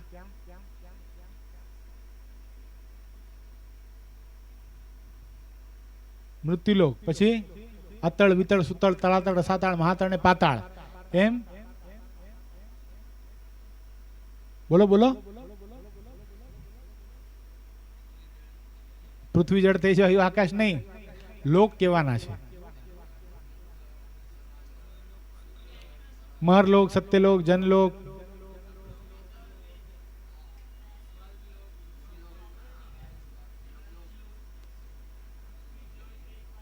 એ આવરણની વાત નથી કરતો. બ્રહ્માંડના આવરણ, બ્રહ્માંડની અંદર શું છે એમ. એ 7 આવરણ તો બ્રહ્માંડની બહારના છે. પૃથ્વીને છોડી દીધી પછી નથી જોવાનું. પણ આ પૃથ્વીલોકને વિશે જ. પૃથ્વીલોકથી ઉપર શું છે? જનલોક, તપલોક, મહરલોક, સત્યલોક. સમજાઈ ગયું? એ જે આવરણ છે એ તો પૃથ્વી જળ તેજ વાયુ આકાશ, એ તો આપણું એકવાર થઈ ગયું. પણ આ 7 નીચે અને 7 ઉપર, આ 14 લોકનું બ્રહ્માંડ છે. સમજાઈ ગયું? તેથી પર એકલું અંધારું છે. હવે ઈ ક્રોસ કરો તો પછી શું આવશે? એકલું અંધારું. ઈ શું છે? શેનું અંધારું છે? એ માયાનું તમ છે. શું છે? ભયંકર તમ છે. અંધારાથી પર પ્રકાશ છે ને પ્રકાશને ચિદાકાશ કહીએ. માયાથી પર છે ને, મહાપુરુષને મહામાયાથી પર ચિદાકાશ અક્ષરધામ છે. તેમજ ઊંચું બ્રહ્મલોક સુધી કહેવાય અને ઉપર સપ્ત આવરણ છે. અને તે આવરણને પાર અંધકાર છે ને અંધકારને પાર પ્રકાશ છે ને પ્રકાશને ચિદાકાશ કહીએ. તેમજ હેઠે પણ સપ્ત પાતાળ છે ને, આ 7 આવરણ નીચે બતાવ્યા સપ્ત પાતાળ છે. હેઠા પણ સપ્ત આવરણ છે, તેથી હેઠું અંધકાર છે ને તેથી હેઠો પ્રકાશ છે અને તે પ્રકાશને ચિદાકાશ કહીએ. એવી રીતે બ્રહ્માંડની ચારે પાસે ચિદાકાશ છે અને બ્રહ્માંડની માહી પણ છે. અને એવો જે સર્વાધાર આકાશ છે તેને આકારે જેની દ્રષ્ટિ વર્તતી હોય તેને દહર વિદ્યા કહીએ. શું કહેવાય? દહર વિદ્યા. દાખલા તરીકે સદગુરુ ગોપાળાનંદ સ્વામીએ ગ્રહણ અટકાવી નાખ્યો. એ કોનાથી થાય? એ દહર વિદ્યાથી થાય. સમજાઈ ગયું? કૃષ્ણરામ શાસ્ત્રી, એનાથી ભૂલમાં શરત લાગી ગઈ હતી અને એ ગ્રહણ અટકાવી નાખ્યો ગોપાળાનંદ સ્વામી. એ ગ્રહણ કોણ અટકાવી શકે? જેણે દહર વિદ્યા સિદ્ધ કર્યું. દહર વિદ્યા કેમ સિદ્ધ થાય? તો આ બધી વસ્તુને જાણે અને સર્વથી પર પુરુષોત્તમ નારાયણને આવી રીતે સમજીને એનું ભજન કરે કે સૌથી પર ચિદાકાશ છે. ચિદાકાશ અક્ષરધામ છે અને અક્ષરધામથી પર કોણ છે? કોણ છે? હા, એ પુરુષોત્તમ નારાયણ છે. અને એવી રીતે જે ભજન કરે છે અને પછી એને શું હાસિલ થાય છે? શું હાસિલ, કઈ સિદ્ધિ હાસિલ થાય છે અહીંયા? કઈ શું? દહર વિદ્યા. અને અક્ષી વિદ્યા કહીએ. તો અક્ષી વિદ્યા શું? અક્ષી વિદ્યા શું? તો બધી જ જે અવસ્થા છે એને સંકોચ કરી પોતાના હૃદય આકાશને વિશે અક્ષરધામ બનાવી અને હું અક્ષરધામમાં ભગવાનનું ધ્યાન કરું છું. મારા હૃદય આકાશને વિશે ભગવાનનું ધામ છે અને મારું હૃદય મટી જતા ભગવાનનું ધામ છે. એ શું થાય છે? અક્ષી વિદ્યા. પછી એને ખાવા પીવાની કાંઈ ખબર રહે નહીં, હાલવા ચાલવાની કાંઈ ખબર રહે નહીં. જેમ શતાનંદ મુનિ હતા, એ અક્ષી વિદ્યાવાળા હતા. સમજાઈ ગયું? આવા સિદ્ધ પુરુષો થઈ શકાય છે. આદિ ઘણી પ્રકારની બ્રહ્મ વિદ્યા કહી છે. તે માયલી એ પણ એક બ્રહ્મ વિદ્યા છે. આ જ્ઞાન છે એ પણ શું છે? બ્રહ્મ વિદ્યા છે. હવે સમજાઈ ગયું? પેલા તો આવરણ સમજાઈ ગયા. આવરણની માહી ઉપર નીચે બધે આકાશ છે, પણ આકાશના 2 પ્રકાર સમજાઈ ગયા. એક કયો આકાશ? જે આપણને નરી આંખે દેખાય છે, જેને આપણે સ્કાય કહીએ. એ એક આકાશ. એ આપણા શરીરની અંદર પણ છે, બહાર પણ છે, ખાલી જગ્યા છે. અને બધાને જે લીન કરી શકે છે, જે ચિદાકાશ છે, એ શું છે? અક્ષરધામ. આટલું સમજવાનું. આ જે સમજાય છે એને કઈ વિદ્યા કહેવાય છે? બ્રહ્મ વિદ્યા. દહર વિદ્યા તો સિદ્ધ પુરુષને પ્રાપ્ત થાય, ભજન કર્યા પછી પ્રાપ્ત થાય. પણ આ સમજવું એ કઈ વિદ્યા છે? આ બ્રહ્મ વિદ્યા છે. કોઈ સામાન્ય વ્યક્તિની વાત નથી. આ સમજવું એ સામાન્ય વ્યક્તિની વાત નથી, સમજાવવું એ સામાન્ય વ્યક્તિના. તમને અત્યારે મજાક સૂચે છે, દાંત કાઢો છો, મસ્તી કરો છો, સ્કૂલમાં બેઠા હોય એમ, પણ આ બહુ સિરિયસ વાત છે. આટલું જો સમજાઈ જશે ને તો આપણને આપણા ભગવાન પ્રત્યે કોઈ દી નાસ્તિક ભાવ પ્રગટ થવાની શક્યતા જ નથી. આપણને ગમે એવો વેદાંતી, ગમે એવો વિદ્વાન, ગમે એવો મોટો કોઈ પણ આવીને કહે છે ને કે તારા ભગવાન સ્વામિનારાયણ ભગવાન નથી, તો આપણે સાબિત કરી શકીએ આના માધ્યમથી કે ભગવાન સ્વામિનારાયણ સર્વોપરી ભગવાન, ખાલી ભગવાન જ છે એમ નહીં, સર્વોપરી ભગવાન છે, આટલું આપણે સાબિત કરી શકીએ. ખાલી આ જ્ઞાન જો વ્યવસ્થિત રીતે આપણે ઓલું કર્યું હશે, તો અર્જિત કર્યું હશે. આમાં જો મસ્કરી કરીએ તો અધૂરા ગળા, એ છલકાય વધારે નથી. એમ્પ્ટી વેસલ મેક્સ મોર નોઇઝ. એ અત્યારે તમે વાતો કરો છો, શું પોતાની જાતને બહુ સ્માર્ટ સમજે છે એટલે એકબીજાને વાતો કરે છે કે મેરે કો તો સબ પતા હે, મેરે કો ક્યાં જરૂરત હે, એટલે વાત થાય છે, બાકી કોઈ વાત નથી. ડિસિપ્લિનમાં જેટલું નથી રહેવાતું ને એટલું ઓવર સ્માર્ટનેસ છે. અને આ ઓવર સ્માર્ટનેસ જ્યારે દેશકાળ આવે ને ત્યારે ઝલકાય. એટલે આ વસ્તુ સમજવી બહુ અગત્યની. મને કાંઈ શોખ નથી કે આટલું લાંબુ કરું, પણ જેટલું આપણે નથી સમજતા ને જેટલું હોશિયારી થાય છે એ શેના લીધે થાય છે? એમ્પ્ટી વેસલ, ખખડે વધારે. એટલે જેટલા ખખડે છે એટલે શું સમજવાનું એને કહી દેવાનું તો એમ્પ્ટી વેસલ છો, કોઈ ખખડતું એને. કોણ છે આમાંથી એમ્પ્ટી વેસલ? કોણ? હા બસ, થેન્ક યુ. ઓળખાણ કરાવી ને એમ્પ્ટી વેસલની એટલે. અને ચિદાકાશ નહીં, જ્ઞાન પણ અર્જિત કરવાની ભાવના તો છે ને. અને ચિદાકાશ છે તે અતિ પ્રકાશવાન છે, અને ચિદાકાશ અનાદિ છે. કેવો છે? અક્ષરધામ છે. ચિદાકાશ એટલે સમજાઈ ગયું તમને? અક્ષરધામ છે. અક્ષરધામની ઉત્પત્તિ અત્યારે નથી, 250 વર્ષ પહેલાની નથી.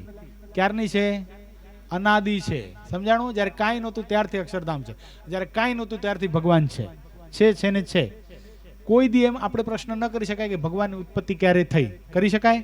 કોઈ દી ન કરી શકાય. આ જો શબ્દ આપણા મુખમાંથી આવે છે ને કે ભગવાનની ઉત્પત્તિ ક્યારે થઈ, એટલે આપણે નાસ્તિક છીએ. કેવા છીએ? મનમાં સંકલ્પ ન થવો જોઈએ કે ભગવાનની ઉત્પત્તિ ક્યારે થઈ. અને આકાશની ઉત્પત્તિ અને વિનાશ કયો છે? તે આકાશ તમોગુણનું કાર્ય. જે આપણને આકાશ દેખાય છે ને એની ઉત્પત્તિ પણ કીધી છે. ઉત્પત્તિ શેમાંથી કીધી? અહંકારમાંથી. અને લય પણ કીધો છે. આકાશનો લય. એ ક્યાં આકાશનો? આપણને જે દેખાય છે એ આકાશનો. અને અંધકાર રૂપ છે તેની લીનતા થાય છે, પણ સર્વના આધાર જે ચિદાકાશ તેની લીનતા થતી નથી. એવી રીતે તમારા પ્રશ્નનો ઉત્તર કર્યો. હવે તેમાં કઈ શંકા હોય તો પૂછો. પછી એ વેદાંતી બ્રાહ્મણ તથા સર્વ હરિજન બોલ્યા છે, હવે લેશ માત્ર સંશય નથી. જો પુરુષોત્તમ નારાયણ ઉત્તર કરતા હોય ને તો કોઈ જાતનો સંશય રહે નહીં, પણ એને સમજવો પડે. સમજીએ નહીં તો આપણને પણ શંકા રહી જાય. આમાં 3 વસ્તુ બતાવી છે. 3 વસ્તુ એલોબરેટ કોણ કરી બતાવશે આ વચનામૃતમાંથી? કઈ 3 વસ્તુ? પહેલા તો કઈ 3 વસ્તુ અને શું બતાવી છે? કયો? ખી કરતા ને? કયો? ઈ તો નવો છે, ઈ તો સમજવાનો પ્રયત્ન કરે. હસતા તમે હતા ને, એટલે ખખડતા હતા તમે. બોલો હવે બોલો. શું 3 વસ્તુ કીધું ને? હસો, હજી હસો, મોજ કરો, કાઢો દાંત. બહુ શોભતા હતા, બધા હૃદયમાંથી સ્થાન નીકળી ગયું. ખબર તમને? હાલો કયો. સરસ. ઈ ક્યુ? આમાં શબ્દ આવ્યો ઈ કહેવાનો. ચિદાકાશ. ગુડ.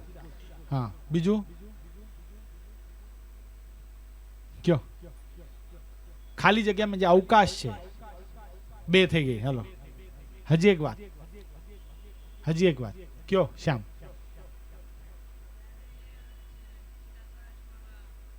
એ ચિદાકાશની વાત પૂરી થઈ ગઈ. હવે ચિદાકાશની વાત નહીં કરવાની. અવકાશની વાત પૂરી થઈ ગઈ, ચિદાકાશની વાત પૂરી થઈ ગઈ. હજી એક વાત વચ્ચેની વાત રહી ગઈ છે.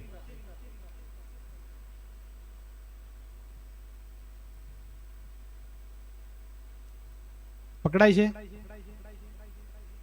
બહુ સરસ. 2 વાત તો બહુ સરસ કરી. એક ચિદાકાશ છે, કાયમ છે, સનાતન છે, અનાદિ છે. એ ભગવાનનું ધામ છે. એક ખાલી જગ્યા છે, જે માતાના ઉદરમાં પણ ખાલી જગ્યા છે, જ્યાંથી બાળકની ઉત્પત્તિ થાય છે. એટલે બધામાં અવકાશ રહેલો છે. એની સંકોચ વિકાસ અવસ્થા બતાવી. બાળક નાનું હોય ત્યારે એના હાથ પગ, નાક, કાન બધું નાનું હોય, પછી મોટું થાય છે ત્યારે મોટું થઈ જાય છે, અને પાછું જ્યારે મરે છે, વૃદ્ધપણાને પામે છે, ત્યારે બધું સંકોચ પામી જાય છે.